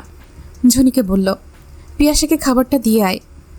রজনী শাশুড়ির রুমে ঢুকে দেখে রুমে শিরিন বসে আছে মায়ের পাশে, তার হাতে পানের বাটা। রূপার এই পানের বাটাটা তারিন পাঠিয়েছে। রজনী জিজ্ঞেস করল, আমাকে ডেকেছেন? হ্যাঁ ডাকছি। কি করতেছিলা? পিয়াসার জন্য খাবার বানাচ্ছিলাম। ও সব খায় না, খুব বাজগোজ করে খাবার নিয়ে। আমার বাড়ির ধর্মশালা বানাইতেছো দেখি তুমি। এটা হোটেল না যে তোমার বান্ধবীর মাইয়ার জন্য এত নকশা করে খাওয়াতে হবে। রজনী ভীত চোখে এদিক ওদিক তাকায়। লজ্জায় তার মাটির সাথে মিশে যেতে ইচ্ছে করছে। মেয়েটা এসেছে আজ সকালে, এর মধ্যেই কিনা উনি এইরকম কথাবার্তা বলছেন। অথচ এই বাড়িতে বছরের 12 মাস অতিথি থাকে। অতিথি ছাড়াও নার্গিসের 2 মামাতো ভাইয়ের ছেলে মেয়েও থাকছে বছর 2 হলো। তারিনের ফুপু শাশুড়ির এক ডিভোর্সি মেয়েও থাকছে। কারো বেলায় তো কোনো কথা হয়নি। বরং মহুয়া বেগম নিজেই সবসময় বলেন তাদের হচ্ছে জমিদারের বংশ। জমিদার বাড়িতে এইরকম অতিথি থাকেই। যত বেশি অতিথি তত বেশি গৌরব, তত বেশি সম্মান। সেই তিনি আজ পিয়াসা আসতে না আসতেই এইরকম কথা বলছে। আশার বাইরে বের হবে এমন সময় ঝড়ের গতিতে ঝুনি খেলা গিয়ে বলল, মামা জলদি চলেন, বিষ নামাইতে হইব। আশার হতবাক হয়ে বলল, কিসের বিষ খালা? আপনার ছোট আম্মা তো তার সব বিষ ছাইড়া আসছে চাচি আম্মার গায়ে। এখন আপনি না গেলে আপনার দাদির বিষ নামাইব কে? বড় ভাবিরা ডাইকা নিয়ে গেছে, বিষ নামাইব বড় ভাবির ওপরে। আষাঢ়ের চোয়াল শক্ত হয়ে যায়। হাতের ঘড়িটা খুলে রেখে আশার দাদির রুমে গেল। রজনী ভয় পাচ্ছে আশার যদি কিছু জানতে পারে তাহলে আজকে আবার একটা অশান্তি হবে। রজনীর ভয় সত্যি হলো। আশার রুমের দরজায় দাঁড়িয়ে বলল, এই কথাটা এই বাড়িতে কেউ বুঝতে চায় না দাদি। কারো লাগে মিনিকেট চালের ভাত, আবার কারো লাগে আতপ চালের জাউ ভাত, আবার কেউ খায় লাল চালের ভাত। আমার মা হইছে এই বাড়ির বাবুর্চি, শুধু ফরমায়েশ খাটাই তার কাজ। মহুয়া বেগম গুমরা মুখে বলল, তোর এখানে কি কাম? কেন আসছস? রজনী ছেলের দিকে তাকিয়ে বলল, তুই যা এখান থেকে, আমি তোর দাদির সাথে কথা বলে আসছি। আমার সামনেই কথা হোক মা। মহুয়া বেগমের মাথায় আগুন জ্বলছে। এই ছেলেটা বড় বেয়াড়া ঘাট তেরা, অথচ নির্জন, কত নীরব, কত ভদ্র ছেলে। মহুয়া বেগম আষাঢ়ের দিকে না তাকিয়ে বলল, সামনের দিকের দরজার সাথে বড় রুমটা পরিষ্কার করে রাখো। ওই রুমে গেরাম থেকে আমার অতিথি আসবো। রজনীর গলা শুকিয়ে যায়। মহুয়া বেগমের আসল উদ্দেশ্য যে এটাই রজনী ভালো করেই বুঝতে পারে। তাই শান্ত সুরে বলল, ওই রুমে পিয়াসা থাকবে আম্মা। পিয়াসা ওই রুমে থাকবো কেন? ওরে নার্গিসের মামাতো ভাইয়ের মেয়ের সাথে ওই রুমে থাকতে বলো। আষাঢ় এসে বলল, না দাদি, পিয়াসা ওই রুমেই থাকবে। কে অনুমতি দিছে ওরে ওই রুমে থাকতে দেওয়ার? আমি অনুমতি দিছি দাদি। এই বাড়ি আমার, সব কিছু আমার নামে। আমি যা কমু এই বাড়িতে তাই হইব। তুই কে এই বাড়ির সিদ্ধান্ত নেওয়ার? আষাঢ় হেসে শিরিনের পাশে বসে। পানের বাটা হাতে নিয়ে গোলাপপুরি জর্দা দিয়ে একটা পান বানিয়ে দাদির গালে পুরে দিয়ে বলল, এই রুমে আসার আগে আমি ফোনের রেকর্ডার অন করে এসেছি দাদি। এই বাড়িটা যেহেতু তোমার, আমাদের কোনো অধিকার নেই, তাহলে শুনে রাখো, আগামীকাল সূর্যাস্তের আগেই আমি, বাবা, মা, পিয়াসা, বর্ষা এই বাড়ি ছেড়ে চলে যাব। আমি এখন গিয়ে বাসা দেখে অ্যাডভান্স পেমেন্ট করে আসব। শিরিন চমকে মায়ের দিকে তাকায়, তারপর চোখে ইশারা করে বলে, এইসব মাথা গরম করা কথা বলিস না। তোর দাদি মুরব্বী মানুষ, ওনার সাথে এসব কেমন কথা বলিস তুই? আমি যা বলেছি ঠিকই বলেছি ফুপু। এটা আমার দাদির সংসার, আমার মায়ের না। আমার বাবা তো পারলো না আমার মাকে একটা সংসারের ব্যবস্থা করে দিতে, তাই আমিই করে দেব। শিরিন নরম সুরে বলল, ধুর পাগল ছেলে, এরকম উল্টাপাল্টা কথা বলে না। তোর দাদির দোষ নাই রে বাবা। তোর ছোট মা এসে কত কথা বলে গেল, এর জন্যই তো দাদি এইসব বলছে। পিয়াসা, পিঙ্কি, মিনি একই কোচিংয়ে ভর্তি হয়েছে। সিরাজুল ইসলাম 3 জনের জন্য একটা রিক্সা ঠিক করে দিয়েছেন। পিয়াসা এই বাড়িতে আসার পর থেকে সর্বদা ভয়ে তটস্থ থাকে, কখন মুখোমুখি হয়ে যায় আষাঢ়ের। 2 দিন হয়ে গেল, এখনও আষাঢ়ের টিকিটিও দেখতে পায়নি। পিঙ্কি বলেছে আশার বাড়িতে খুব কম থাকে। শুনে পিয়াসা স্বস্তি পেয়েছে। সপ্তাহখানেক পর একদিন কোচিংয়ে যাওয়ার সময় নির্জনও বের হলো। পিয়াসার সাথে যদিও খুব হালকা পাতলা কথা হয়, মায়ের ভয়ে কথাবার্তা তেমন বলে না নির্জন। বের হয়ে পিয়াসাকে বলল, কোচিংয়ে যাচ্ছ? মিনি সলজ্জ হেসে বলল, হ্যাঁ ভাইয়া, আমরা কোচিংয়ে যাচ্ছি। নির্জন বিরক্ত হয়ে বলল, তোকে জিজ্ঞেস করেছি? এক রিকশায় 3 জন বসতে পারো, অসুবিধা হয় না পিয়াসা? পিয়াসা মৃদু হেসে বলে, না সমস্যা হয় না, আমরা 3 জনেই চিকন মানুষ তো, আর এই ব্যাটারি চালিত রিক্সাগুলো একটু বড় সিটের হয়, আরাম করেই বসা যায়। নির্জন আমতা আমতা করে বলল, না মানে আমি ওদিকেই যাব, আমার সাথে আসতে পারো তুমি। পিঙ্কি মুচকি হাসে ভাইয়ের কথা শুনে। মায়ের ভয়ে তার ভাইটা এত ভেজা বেড়াল হয়ে থাকে যে কথা বলতে পারে না। পিয়াসা বলল, না ভাই আমি যাব না। মিনি বলল, আচ্ছা আমি আসি ভাইয়া। নির্জনের মুখটা ভোঁতা হয়ে গেল। মিনি এসে নির্জনের পাশে দাঁড়ায়। রিক্সা চলে গেল পিয়াসা আর পিঙ্কিকে নিয়ে। নির্জন কিছুক্ষণ দাঁড়িয়ে থেকে বলল, ও মিনি, আমি ভুলেই গেছি, আমার একটু কাজ আছে, তুই একটা রিক্সা নিয়ে যা প্লিজ। নির্জন মিনিকে রেখে বাড়ির ভেতর চলে গেল। মিনি হতভম্ব হয়ে দাঁড়িয়ে গেল। এই মানুষটা এইমাত্র পিয়াসাকে নিয়ে যেতে চাইল, আর এখন মিনিকে রেখেই চলে গেল। সবই সাদা চামড়ার খেলা। এজন্যই পিয়াসাকে মিনি, নীরা, মীরা কেউ পছন্দ করে না। সব অ্যাটেনশন সবসময় নিজের দিকে নিয়ে যায় কিভাবে যেন। রাগ করে মিনি আর কোচিংয়ে গেল না। বাবা মাকে ছাড়া পিয়াসার সব কিছু কেমন শূন্য মনে হয়। ঢাকায় এসেছে সপ্তাহ হয়ে গেছে। পিয়াসা এখনও মানিয়ে নিতে পারেনি নিজেকে। রাত হলেই পিয়াসার ভীষণ কান্না পায়। মায়ের আদর, বাবার ভালোবাসা সব কিছুই পিয়াসাকে কষ্ট দেয়। ইচ্ছে করে ছুটে গিয়ে শক্ত করে জড়িয়ে ধরতে বাবার গলা, কিংবা খাওয়ার সময় খুব করে মায়ের বকা শোনে। পিয়াসার এখানে দম বন্ধ লাগে। রজনী আন্টি, সিরাজ আঙ্কেল পিয়াসাকে ভীষণ স্নেহ করে, তবুও বাবা মায়ের মতো কি কেউ হৃদয় ছুঁতে পারে? সন্ধ্যা নেমেছে চারিদিকে। গোধূলির লালচে কমলা আভায় চারদিক কেমন মায়াবী স্বপ্নপুরী মনে হচ্ছে পিয়াসার কাছে। কোচিং শুরু হয়েছে আজ 2 দিন হলো। পিয়াসা কোচিংয়ের বই নিয়ে পড়তে বসেছে। পিঙ্কি এলো কিছুক্ষণ বাদে। পিয়াসাকে মন দিয়ে পড়তে দেখে বলল, এখনই পড়তে বসে গিয়েছ? চলো আমার রুমে যাই, সবাই মিলে লুডো খেলবো। পিয়াসার মনোযোগ বইতে নিবদ্ধ। মাথা না তুলেই বলল, না রে, আমি খেলবো না, আমাকে পড়তে হবে। পিঙ্কি বিরক্ত হয়। পিয়াসা যে এত বই পোকা পিঙ্কি বুঝতে পারেনি। সারাক্ষণ রুমে বন্দি থাকে। বই ছাড়া কখনোই একা থাকতে দেখেনি পিঙ্কি তাকে। হয় একাডেমিক বই, না হয় উপন্যাসের, যাই হোক বই থাকবেই। পিঙ্কি বের হয়ে গেল মিনির কাছে। সে, রিঙ্কি, বর্ষা আর মিনি খেলবে। মিনি নখে নেল পালিশ দিচ্ছে। পিঙ্কি গিয়ে বলল, লুডো খেলবি মিনি? চল চল খেললে। মিনি নখে নেল পালিশ লাগাতে লাগাতে বলল, তোর বান্ধবী কোথায়, সে খেলছে? না, ও পড়ছে, খেলবে না। মিনি হেসে বলল, ও না খেলায় আমাকে ডাকছিস না? এখন তোর আমাকে তুই পাত্তাই দিস না। পিঙ্কি বিরক্ত হয়ে বলল, দেখ খেলে আয়, নয়তো আমরা 3 জনেই খেলবো। মিনি উঠে গেল লুডো খেলতে। 1 কাপ চা নিয়ে রজনী পিয়াসার কাছে এলো। পিয়াসাকে চা দিয়ে মহুয়া বেগমের জন্য নাস্তা বানাতে গেল। পিয়াসা চায়ের কাপ সামনে রেখে পড়ছে। নির্জন এদিক ওদিক তাকিয়ে পিয়াসার রুমে গেল। পিয়াসা নির্জনকে দেখে চমকে এদিক ওদিক তাকায়। এখানে আসার পর থেকে পিয়াসা বুঝে গেছে এই বাড়িতে নার্গিস আন্টি, শিরিন আন্টি আর দাদু কেউ তাকে পছন্দ করে না। কেউ তাকে মুখ ফুটে কিছু বলেনি যদিও, কিন্তু ব্যবহারে, দৃষ্টিভঙ্গিতে অনেক কিছুই প্রকাশ পায়। এজন্য পিয়াসা ঠিক করলো পিঙ্কির সাথেও কম মিশবে এখন থেকে। পিঙ্কি তার সাথে কথা বলতে এলে নার্গিস আন্টি কেমন বাঁকা দৃষ্টিতে তাকায়। এই ছোট ব্যাপারটাই পিয়াসা ভীষণ কষ্ট পায়। নির্জন ভেতরে এসে চেয়ার টেনে বসল। তারপর মুচকি হেসে বলল, কেমন আছো পিয়াসা? জি ভালো, আপনি এখানে এই সময়? নির্জন অস্বস্তিতে পড়ে যায়। পিয়াসা কি সে আশায় বিরক্ত হচ্ছে? কেন, কোনো সমস্যা পিয়াসা? না সমস্যা না, এখন তো আমার পড়ার সময়, আর আপনি আমার রুমে এলেন এই সময়। আপনি তো ব্যস্ত থাকেন। না না, আমি ব্যস্ত থাকি না, আমি তো আজাইরা মানুষ, ব্যস্ত থাকে আমাদের আশার, আমি শুধু খাই দাই ঘুরি। পিয়াসা আর কিছু বলল না। নির্জন উঠে দাঁড়িয়ে বলল, আচ্ছা কোনো কিছু লাগলে বা কোনো প্রবলেম হলে আমাকে বলিও। জি আচ্ছা। নির্জন চলে গেল। পিয়াসা হাঁপ ছেড়ে বাঁচল যেন। ওনার মা দেখে ফেললে ভ্রু কুচকে তাকাবে পিয়াসার দিকে। পিয়াসার এসব কিছুতেই ভালো লাগে না। রাতের খাবার ঝুনিখালা নিয়ে এলো। এই একটা মানুষকে দেখলে পিয়াসার মন ভালো হয়ে যায়। ভীষণ মজার একজন মানুষ। পিয়াসাকে খেতে দেওয়ার সময় পাশে দাঁড়িয়ে থাকে। পিয়াসা খেতে খেতে বলল, আপনি কখন খাবেন খালা? আমার খাওয়ানোর সময় রাতের 10টা, সিরিয়াল ছাড়া আরাম কইরা বইসা খামু। পিয়াসার খাওয়ার পর ঝুনি খালা চলে গেল। পিয়াসা অনেকক্ষণ ধরে পড়ল রাতে। পড়ার মধ্যে শুনতে পেল কলিং বেল বাজছে। 1 বার 2 বার 3 বার, অনেকবার বাজতে লাগলো কলিং বেল। পিয়াসা অস্বস্তিতে পড়ে।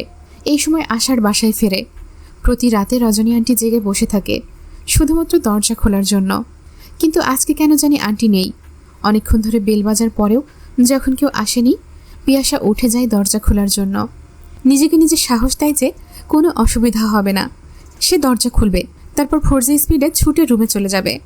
আশার তার দিকে ভালো করে তাকানোরও সুযোগ পাবে না। যেই ভাবা সেই কাজ। পিয়াসা দুরু দুরু পায়ে এগিয়ে যায়।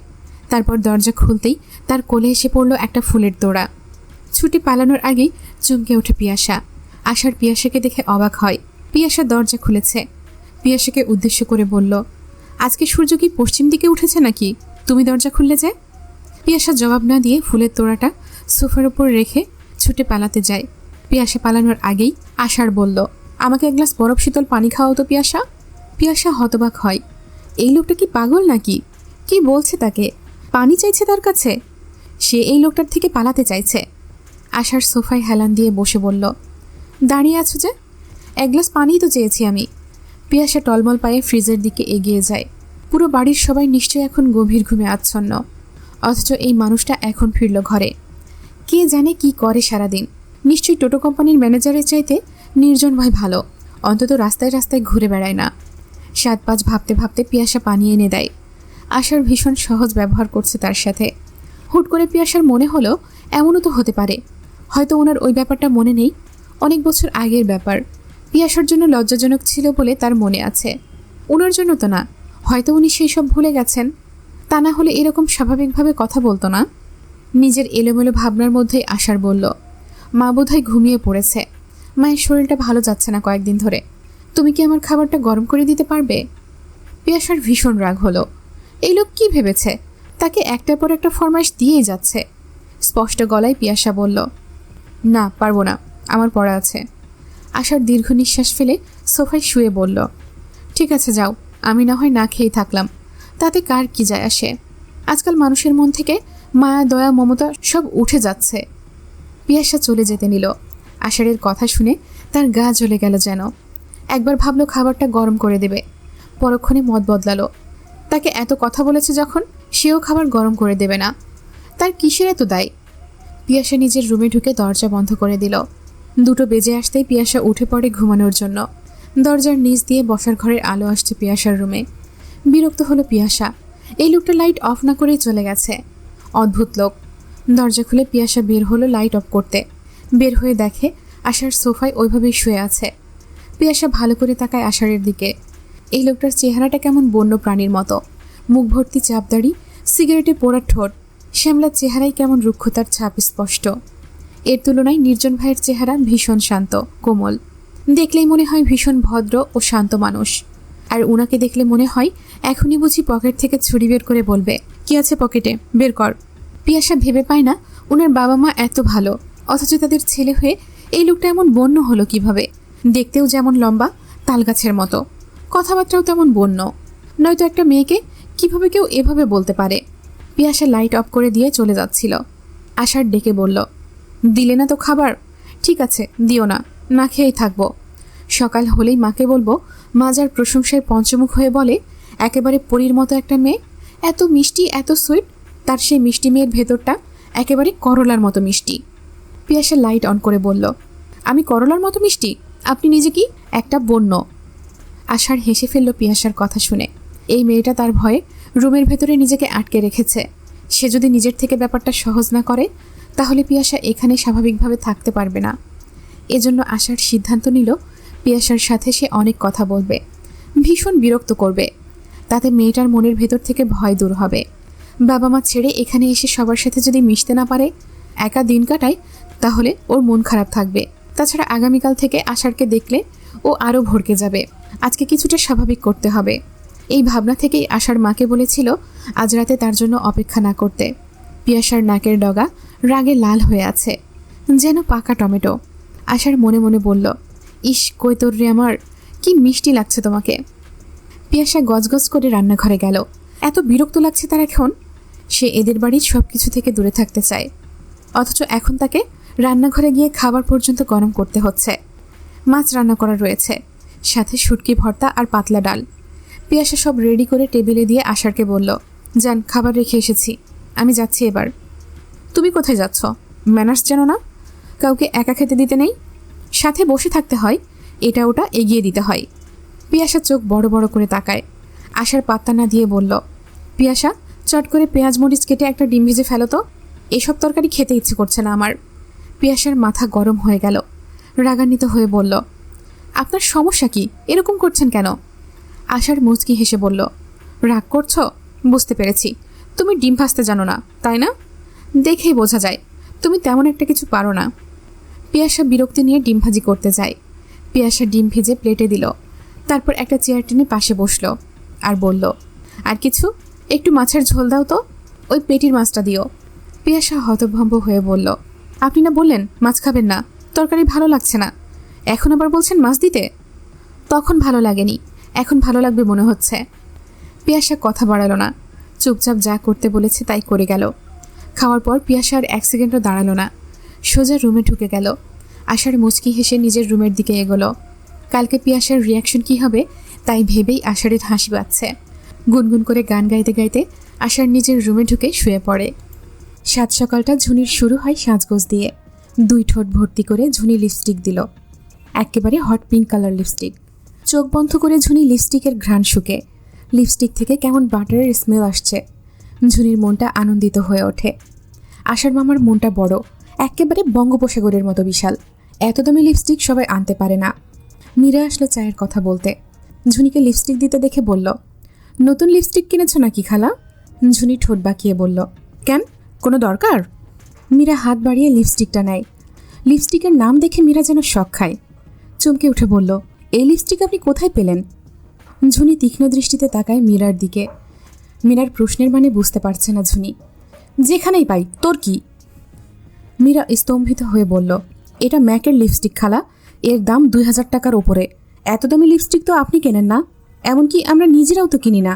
দামের কথা শুনে ঝুনি ভিমড়ি খায়। এত দামি লিপস্টিক? মীরা থমথমে মুখে চলে যায়। খবরটা গিয়ে মায়ের কানে পৌঁছে দিতে হবে। এই বাড়িতে যেখানেই যা কিছু ঘটে 3 বোন গুরুত্ব সহকারে মায়ের কানে পৌঁছে দেয়। ঝুনি শুকনো মুখে অপেক্ষা করতে লাগলো আষাঢ়ের জন্য। এত দামি লিপস্টিক আনার কী দরকার ছিল? পিয়াসা, পিঙ্কি, মিনি যখন কোচিংয়ের উদ্দেশ্যে বের হলো, আষাঢ়কে দেখলো পাড়ার মোড়ে চায়ের দোকানের সামনে বসা, সিগারেট হাতে নিয়ে। তার 2 পাশে উৎসুক জনতা অধীর আগ্রহ নিয়ে তার কথা শুনছে। মিনি পিঙ্কিকে বলল, ভাইয়া কি এখানে ভাষণ দিচ্ছে নাকি রে? পিয়াসা বিড়বিড় করে বলল, গরিবের 7 মার্চের ভাষণ দিচ্ছে উনি। এলোমেলো এক মাথা চুল, গায়ে একটা ধূসর রঙের পাঞ্জাবি পরা। এই মানুষটাকে দেখলে কি বুঝতে পারবে এ কতটা ঘাটতেরা? পিয়াসা গত রাতের কথা ভাবে। অদ্ভুত একটা লোক। কোচিং শুরু হওয়ার 20 মিনিট আগে পিয়াসারা গিয়ে উপস্থিত হলো। পিয়াসা বসে বসে আড়মোড়া ভাঙছে। সেই মুহূর্তে পিয়াসার চোখ আটকে গেল দরজা দিয়ে বাহিরের অফিস রুমের দরজায়। ধূসর রঙে পাঞ্জাবি পরা যেন একটা তালগাছ দাঁড়িয়ে আছে অফিস রুমের বাইরে। পিয়াসার চোখ কচলাই। এই লোককে সে এখন কি স্বপ্নেও দেখা শুরু করেছে নাকি? তা না হলে এই মুহূর্তে এই লোকটা কেন আসবে? চোখ কচলাতে কচলাতে দেখতে পায় বন্য লোকটা হেঁটে হেঁটে এই রুমের দিকে আসছে। মুহূর্তেই ক্লাসরুমের সবাই চিৎকারে ফেটে পড়ল যেন আষাঢ় ভাইয়া বলে। আষাঢ়ের মাথায় একটা কালো টুপি। পিয়াসার আবছা মনে পড়ে গতরাতে আষাঢ় যখন বাসায় ফিরেছিল, বোধহয় এই টুপিটাই মাথায় ছিল। দেখে যেন মনে হচ্ছে সদ্য বুঝি নামাজ পড়ে এসেছে। কেমন শীতল, নরম, কোমল চাহনি। আষাঢ় কিছু বলার আগেই সবাই চিৎকার করে বলে উঠল, your favourite Ashadh is here. Ashar মুচকি হেসে মাথার টুপিটা খুলে রাখে। মুহূর্তেই পিয়াসার মনে হয়, এই তো, এবার ঠিক আছে, সেই পুরনো বন্য লোকে। কিন্তু আষাঢ় টুপি খুলে রাখল না। আবারও টুপি মাথায় পরে মুচকি হেসে বলল, your favourite Ashadh is here. কেমন আছো সবাই? আমি আষাঢ়। তোমরা আমাকে আষাঢ় ভাইয়া বলে ডাকতে পারো। তোমাদের ইংরেজি ক্লাসটা আমি নেব। কয়েকজন উঠে দাঁড়িয়ে বলল, ভাইয়া, আমি আপনার অনেক বড় ফ্যান। আপনার সব ভিডিও আমরা দেখি। এত দারুণভাবে কেউ ইংরেজি শেখাতে পারে না আপনার মতো। পিয়াসা কিছুই বুঝতে পারছে না। এই লোকটাকে কেমন বহুরূপী লাগছে এই মুহূর্তে তার কাছে। পিয়াসা ফিসফিস করে পিঙ্কিকে বলল, ওনাকে সবাই চেনে? পিঙ্কি ফিসফিস করে বলল, তুই জানিস না, ভাইয়া তো ভীষণ ফেমাস। তার ইউটিউব চ্যানেলের সাবস্ক্রাইবার প্রায় 2 মিলিয়ন। ফেসবুকে 4 মিলিয়ন ফলোয়ার ওনার। উনি অনলাইনে ইংরেজি পড়ায়। ভাইয়ার সব ভিডিওর প্রথম কথা এটাই থাকে, এজন্য উনি বলার আগে সবাই বলা শুরু করেছে, শুনিসনি? পিয়াসা চুপসে যায়। এই লোক এখন থেকে এখানে আসবে নাকি? কেমন বিরক্ত লাগছে পিয়াসার কাছে। আশার এবার পিয়াসার দিকে তাকালো। পুরোটা সময় পিয়াসা গম্ভীর মুখ করে বসেছিল। পিয়াসার কথা ভেবেই আশার প্রথমে রাজি হয়নি ক্লাস নিতে এই বছর। প্রতিবারই আশার ক্লাস নেয়, কিন্তু সবাই এমন করে ধরল যে শেষ পর্যন্ত আর না করতে পারেনি। গতরাতে নিয়ে যাওয়া ফুলগুলো এখান থেকেই দিয়েছে আশারকে। পিয়াসাকে দেখে মনে হচ্ছে তার মুখে কেউ বুঝি জোর করে করলার জুস ঢুকিয়ে দিয়েছে। সন্ধ্যাবেলায় ঝুনি এলো পিয়াসার ঘরে চা নিয়ে। এসে দেখে টেবিলের উপর একটা আর্টপ্যাড পড়ে আছে। পিয়াসা জানালার পাশে একটা চেয়ারে বই নিয়ে বসে আছে। ঝুনি খালা আর্টপ্যাডটা হাতে নিয়ে বলল, এগুলো কে আঁকছে খালাম্মা, আপনি? পিয়াসা লাজুক হেসে বলল, হ্যাঁ। ঝুনি অবাক হয়। 3D আর্টের সাথে ঝুনির পরিচয় নেই। ভালো করে তাকিয়ে বলল, খালাম্মা, এগুলো বাস্তবের মতো লাগে, কেমনে কি করলেন বলেন তো? পিয়াসা হেসে বলল, আবার যখন আঁকবো আপনি পাশে থেকে দেখবেন, তাহলে বুঝবেন, তাহলে বুঝতে পারবেন। ঝুনি খালা খাটে পা তুলে বসে বলল, দুনিয়ায় কত অদ্ভুত জিনিস আছে, আমি তো আগে জানতামই না, এরকমও ছবি আঁকে মানুষ। পিয়াসা চায়ের কাপ হাতে নিয়ে কাপ থেকে কিছুটা চা ফ্রিজে ঢালে। তারপর কাপটা ঝুনির দিকে এগিয়ে বলে, নেন খালা, আপনিও চা খান। চা খেতে হয় দুজন মিলে, একা চা খেয়ে আনন্দ নেই। আমার বাবাকে দেখতাম সবসময় চেম্বার থেকে ফিরে রাতে ঘুমানোর আগে নিজের হাতে চা বানাতো। ঘন দুধের সেই চায়ে থাকতো আদা, এলাচ আর শুকনো গোলাপের পাপড়ি। মিষ্টি ঘ্রাণে কেমন চারদিক ভরে যেত। বাবা 3 কাপ চা বানাতেন। তারপর আমার রুমে এসে বাবা মা দুজনেই বসতেন। আমাকে মাঝখানে নিয়ে দুজন আমার সাথে গল্প করতেন। বাবা চুলে বিলি কেটে দিত। আমি ঘুমানোর পর বাবা রুমে যেতেন। কখনো আমার বাবাকে আমি বাসায় একা চা খেতে দেখিনি। আমিও একা খেতাম না। আপনাদের বাড়িতে আসার পর থেকেই এই ব্যাপারটাই আমার কষ্ট হয়। কেউ পাশে না থাকলে মনে হয় চায়ের তৃপ্তি পাচ্ছি না। ঝুনির 2 চোখ ভিজে ওঠে। এই বাড়িতে রজনী আর আষাঢ়ের পর এই প্রথম কেউ একজন ঝুনিকে আপন ভেবে কথা বলছে। ঝুনি চায়ের কাপটা হাতে নিয়ে পিয়াসার সাথে চা খেলো। ঝুনি খালা চলে যাওয়ার পর পিয়াসা বই রেখে উঠে বসে। বাবা মায়ের কথা ভীষণ মনে পড়ে পিয়াসার। এক একটা দিন যেন এক একটা যুগের মতো দীর্ঘ। বিকেলে বৈশাখী এলো বাবার বাড়ি। বৈশাখীকে দেখে পিয়াসার পারভিনের কথা মনে পড়ে যায়। বৈশাখীর বিয়েতেই তো পিয়াসা দেখেছিল সেই মানুষটাকে। বৈশাখী আসার পর বাড়িতে কেমন যেন হুড়োহুড়ি পড়ে গেল। রজনী রান্নাঘরে ছুটে এলো। বৈশাখী এসেছে 2 দিনের জন্য, আগামীকাল থাকবে, পরশু সকালে চলে যাবে। এইটুকু সময়ের জন্য মেয়েটা এসেছে। রজনী কি রান্নাবান্না করবে নাকি মেয়ের সাথে গল্প করবে ভেবেই পাচ্ছে না। ঝুনি বলল, ভাবি, কি করা লাগবে আমারে কন, আমি করতেছি, আপনি যান খালাম্মার লগে গিয়া কথা কন। রজনী হেসে বলে, তুই পারবি না এইসব। ঝুনি রান্নাঘরের দরজায় দাঁড়িয়ে থাকে। তার কেমন যেন আফসোস হয় এই মানুষটার জন্য। বাইরের সোফায় বসে মেয়েরা সবাই গল্প করছে। সেখানে শিরিন আর নার্গিসও আছে, কিন্তু এইদিকে কেউ উকি দিয়েও দেখছে না। কিছু মানুষের জন্মই হয় বটগাছ হওয়ার জন্য বুঝি। সব ঝড় নিজের মাথায় করে নিয়ে সবাইকে স্বস্তি দেয় তারা। এই পরিবারের বটগাছ হচ্ছে রজনী। গল্প করতে করতে বৈশাখী দেখল পিয়াসাকে। পিয়াসাকে দেখে বৈশাখী ডেকে বলল, জানো পিয়াসা, আমার শ্বশুরবাড়িতে একটা রিলেটিভ আছে, দেখতে একেবারে তোমার মতো। তুমি যেন ওনার কিশোরী ভার্সন। একদম ধবধবে ফর্সা উনি তোমার মতো, মাথা ভর্তি চুল, এমনকি তোমাদের দুজনেরই গলায় সেম জায়গায় তিল আছে। পিয়াসার গলা শুকিয়ে আসে। নার্গিস বলে ওঠে, হ্যাঁ রে, আমিও তোদের বিয়ের দিন দেখেছিলাম। আমি তো একবার দেখে হতবাক হয়ে যাই।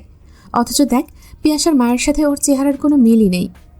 পিয়াসা যেন জমে গেল। জীবনের এই অধ্যায়টা কি আর সমাপ্ত হবে না? সবচেয়ে যন্ত্রণা দেওয়া ব্যাপারটা কেন বারবার সামনে চলে আসে? শিরিন বলল, তাই নাকি? পিয়াসা, তোমার কোনো আত্মীয় হয় নাকি উনি? পিয়াসার ভীষণ দুর্বল লাগছে নিজেকে। মাথা নাড়িয়ে বলল, না, আমি চিনি না। পিয়াসা আর দাঁড়ালো না, রুমে চলে গেল। চিনি না বললেই কি অচেনা হয়ে যায়? যার পেটে 10 মাস ছিল, যার কোলে তার জন্ম, তাকে কি অস্বীকার করতে পারে মানুষ? তবুও সেই মানুষটা জীবনের সবচেয়ে ঘৃণিত মানুষ। পিয়াসার বুকের ভেতর কেমন মোচড়াতে থাকে। এই মুহূর্তে তার মাকে দরকার।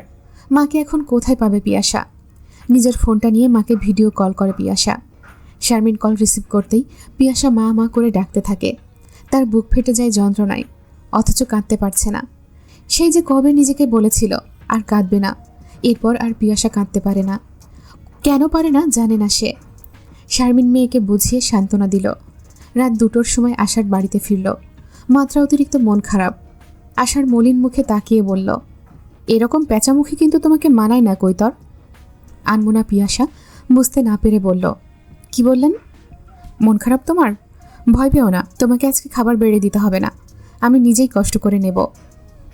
পিয়াসা বিরক্ত হয়ে আষাঢ়ের দিকে তাকায়। এই অদ্ভুত বন্য লোকটা নাকি মেয়েদের ক্রাশ। কোচিং থেকে ফেরার পথে পিঙ্কি পিয়াসাকে তার গুণধর ভাই সম্পর্কে ডিটেলস বলতে বলতে এসেছে। পিয়াসার ফেসবুক আইডি থেকে আষাঢ়ের পেজে লাইক ফলো দিয়ে এসেছে। কিছুক্ষণ আগে পিয়াসা বসে বসে এই লোকটার পেজের কমেন্টস দেখছিল। তখনই দেখলো কতগুলো মেয়ে তাকে কেমন ন্যাকা ন্যাকা কমেন্টস করেছে। মেয়েরা এত অদ্ভুত হতে পারে, পিয়াসার জানা ছিল না। দরজার সামনে কি আজ সারা রাত এভাবেই দাঁড়িয়ে থাকবে নাকি? পিয়াসা সরে আসে। কোনো বাক্যবাই না করে নিজেই গিয়ে আষাঢ়ের খাবার এনে দেয়। অনেকক্ষণ ভেবেও আষাঢ় খুঁজে পেল না পিয়াসাকে আজকে এমন বিধ্বস্ত দেখাচ্ছে কেন। পিয়াসা জানে না তার মলিন মুখ কারো মনে মেঘ জমার কারণ হতে পারে। যদি জানতো তাহলে বুঝতে পারত বহু বছর আগেই কোনো এক মধ্যাহ্নে একজোড়া ছলছল নয়নে আষাঢ় নিজেকে প্রথমবারের মতো নিজেকে ডুবে যেতে দেখেছে। প্রথমবারের মতো কাউকে দেখে জীবনানন্দের মতো বলতে ইচ্ছে করেছে, এতদিন কোথায় ছিলেন। মনের অনুভূতি মনে চাপা দিয়ে আষাঢ় খাবার খেয়ে নেয়। সকালে ঘুম থেকে উঠে ঝুনি সাজতে বসল। সাজগোজের বক্স খুলে ঝুনি চমকে ওঠে। আষাঢ়ের এনে দেওয়া লিপস্টিকটা নেই। ঝুনির কলিজা মোচড় দিয়ে ওঠে। এত সুন্দর লিপস্টিক কোথায় গেল? রাতেও তো ঠোঁটে দিয়েছিল ঝুনি, কে নিল? ঝুনি পুরো বাড়িতে তল্লাশি চালানো শুরু করে দিল। ঝুনির চিল্লাচিল্লি হাউকাউ শুনে পুরো বাড়ির সবাই উঠে গেল। আষাঢ় বলল, খালা আমি আরেকটা লিপস্টিক এনে দেব, তুমি কেঁদো না। না মামা, আমার ওইটাই লাগবো।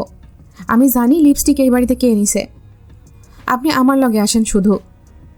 আপনি সবাইরে কন যে আমি সবার রুমে খুঁজুম। আষাঢ়কে সাথে নিয়ে ঝুনি চিরুনি তল্লাশি চালায় তার লিপস্টিক খোঁজার জন্য। মীরার রুমে ঢুকে যেতেই মীরা চিৎকার শুরু করে। সে কিছুতেই তার রুম চেক করতে দেবে না। ঝুনির ভীষণ সন্দেহ হয়। আষাঢ় গম্ভীর মুখ হয়ে বলল, চুপ করে দাঁড়িয়ে থাক, সবার রুম চেক করবে উনি। মীরার রুমটা ভালো করে খোঁজে ঝুনি। গতকাল মীরা কেমন করে যেন তাকিয়েছিল তার লিপস্টিকের দিকে। নীরা, মীরা, মিনি কারো রুমে লিপস্টিক পেল না। মীরা বাকরুদ্ধ হয়ে বলল, আমার রুম যখন চেক করেছেন তখন বর্ষা, পিঙ্কি, রিঙ্কি সবার রুম চেক করতে হবে। ঝুনি কাঁদো কাঁদো গলায় বলল, সবার রুম চেক করছি আমি। মিনি বলল, পিয়াসা? আশা রাগান্বিত স্বরে বলল, চুপ থাক, ফালতু বকিস না। শিরিন বলল, ফালতু বকা কি? আমার মাইয়ারা কি চোর? ওদের রুমে যখন খোঁজা হয়েছে পিয়াসার রুমেও খুঁজতে হইব। ঝুনি চল আমার লগে। আজ শুক্রবার, কোচিং নেই। পিয়াসা জানালার পাশে বসে ছবি আঁকছে। হুট করে ঝুনি খালা, শিরিন ফুপু, নীরা, মীরা, মিনি, আশারকে তার রুমে দেখে পিয়াসা অবাক হয়। পিয়াসা কিছু বুঝে ওঠার আগেই নীরা, মীরা, মিনি খুঁজতে শুরু করে। সবাইকে অবাক করে দিয়ে পিয়াসার বইয়ের ফাঁক থেকে ঝুনির লিপস্টিকটা উদ্ধার হয়। পিয়াসা তখনও কিছুই বুঝতে পারল না। বুঝতে পারল তখন যখন মীরা বলল, আসল চোর এখানে, অথচ আমাদের সবাইকে চোর ভাবছ এতক্ষণ ধরে। চোর? পিয়াসার চোখ বড় বড় হয়ে যায় এরকম কথা শুনে। পিয়াসার সারা শরীর কেমন ঝিমঝিম করতে লাগলো। লিপস্টিক? সে লিপস্টিক চুরি করেছে? পিয়াসা হতভম্ব হয়ে আষাঢ়ের দিকে তাকায়। এই মুহূর্তে দাঁড়িয়ে পিয়াসার মনে হচ্ছে এই অপমানের চাইতে মৃত্যু যেন শ্রেয়। আষাঢ়ের মাথায় রক্ত উঠে যায়। এগিয়ে গিয়ে ঠাস করে একটা থাপ্পড় বসায় মীরার গালে। অতর্কিত থাপ্পড়ে মীরা চমকে ওঠে। তেমনি চমকায় রুমে উপস্থিত থাকা সবাই। শিরিন ক্রুদ্ধ স্বরে বলে, কি করলি তুই এটা? তুই আমার মেয়ের গায়ে হাত তুললি? আষাঢ় শান্ত সুরে বলল, হ্যাঁ হাত তুলেছি। এরপর যদি আরও একটা মিথ্যে কথা ও বলে, তার পরের থাপ্পড়ে ওর গালের সব কটা দাঁত আমি ফেলে দেব ফুপু। নীরা এগিয়ে গিয়ে বলল, কেন তোর এত জ্বালানি কিসের? এই সেদি মেয়ের জন্য তোর এত দরদ কেন? আষাঢ় কথা না বলে নীরার গালেও একটা থাপ্পড় মারে। নীরা হতবাক হয়ে তাকায়। বয়সে সে আষাঢ়ের বড়।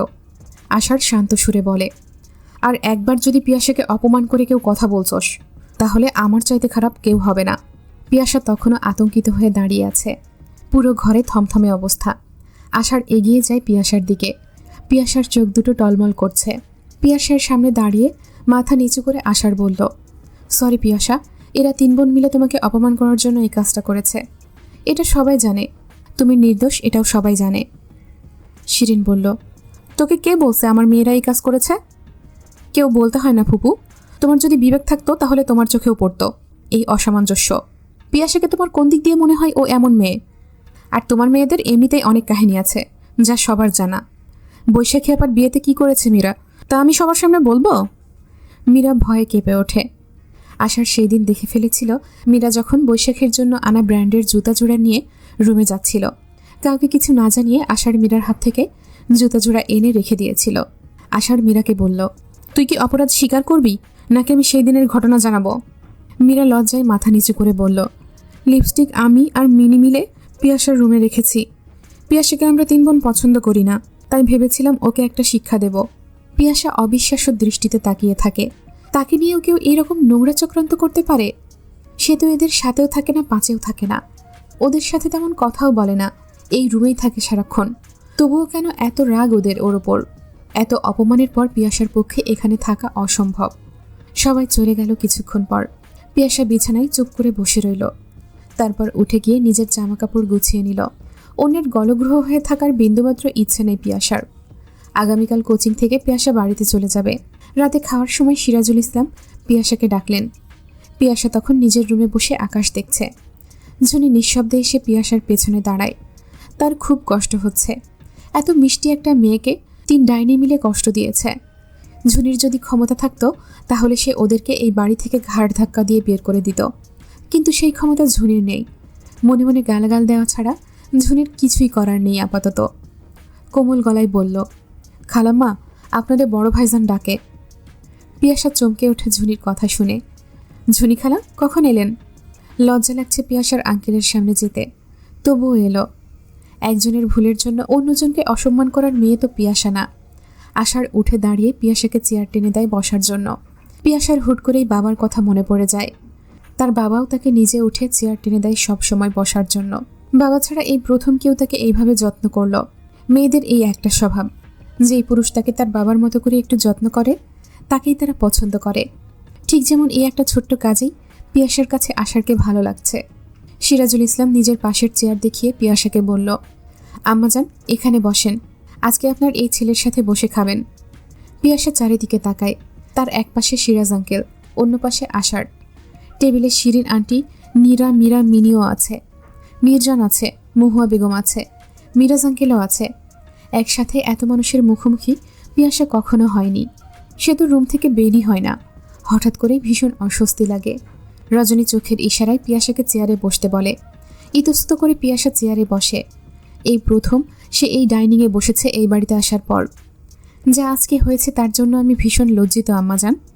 আমার বাড়ির মানুষ যে তোমার সাথে এইরকম একটা জঘন্য কাজ করতে পারে তা আমার ভাবনাতেও ছিল না। আমি জানি এই ঘটনায় তুমি কষ্ট পেয়েছ। বাবা মাকে ছেড়ে এখানে এসেছ। এখানের সবাই তোমাকে আপন করে না নিয়ে উল্টো আঘাত দিল। তুমি ব্যাগ গুছিয়ে নিয়েছ কষ্ট পেয়ে। আম্মাজান, তুমি যদি এখন এখান থেকে রাগ করে চলে যাও, আমি যে তোমার বাবার কাছে ভীষণ ছোট হয়ে যাব।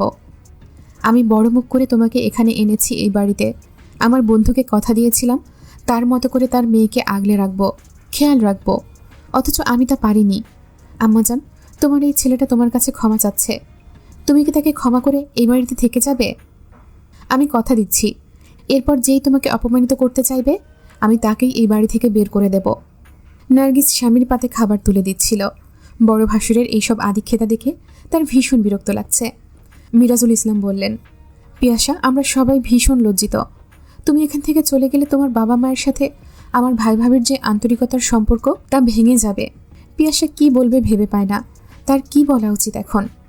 সে এদিক ওদিক তাকিয়ে রজনীর দিকে তাকায়। রজনীর চোখ দুটো টলমল করছে। পিয়াসার হুট করেই মনে হলো সে চলে গেলে এই মানুষটা কষ্ট পাবে। কি মনে করে যেন আষাঢ়ের দিকে তাকায় পিয়াসা। সে সিদ্ধান্ত নিতে পারছে না। আষাঢ় তার দিকে ভরসার দৃষ্টিতে তাকায়। পিয়াসার মনে হলো এই মানুষটা আজকে যেভাবে তার জন্য ফাইট করেছে এরকম কেউ কখনো করেনি তার জন্য। নিজের সিদ্ধান্ত পরিবর্তন করল পিয়াসা।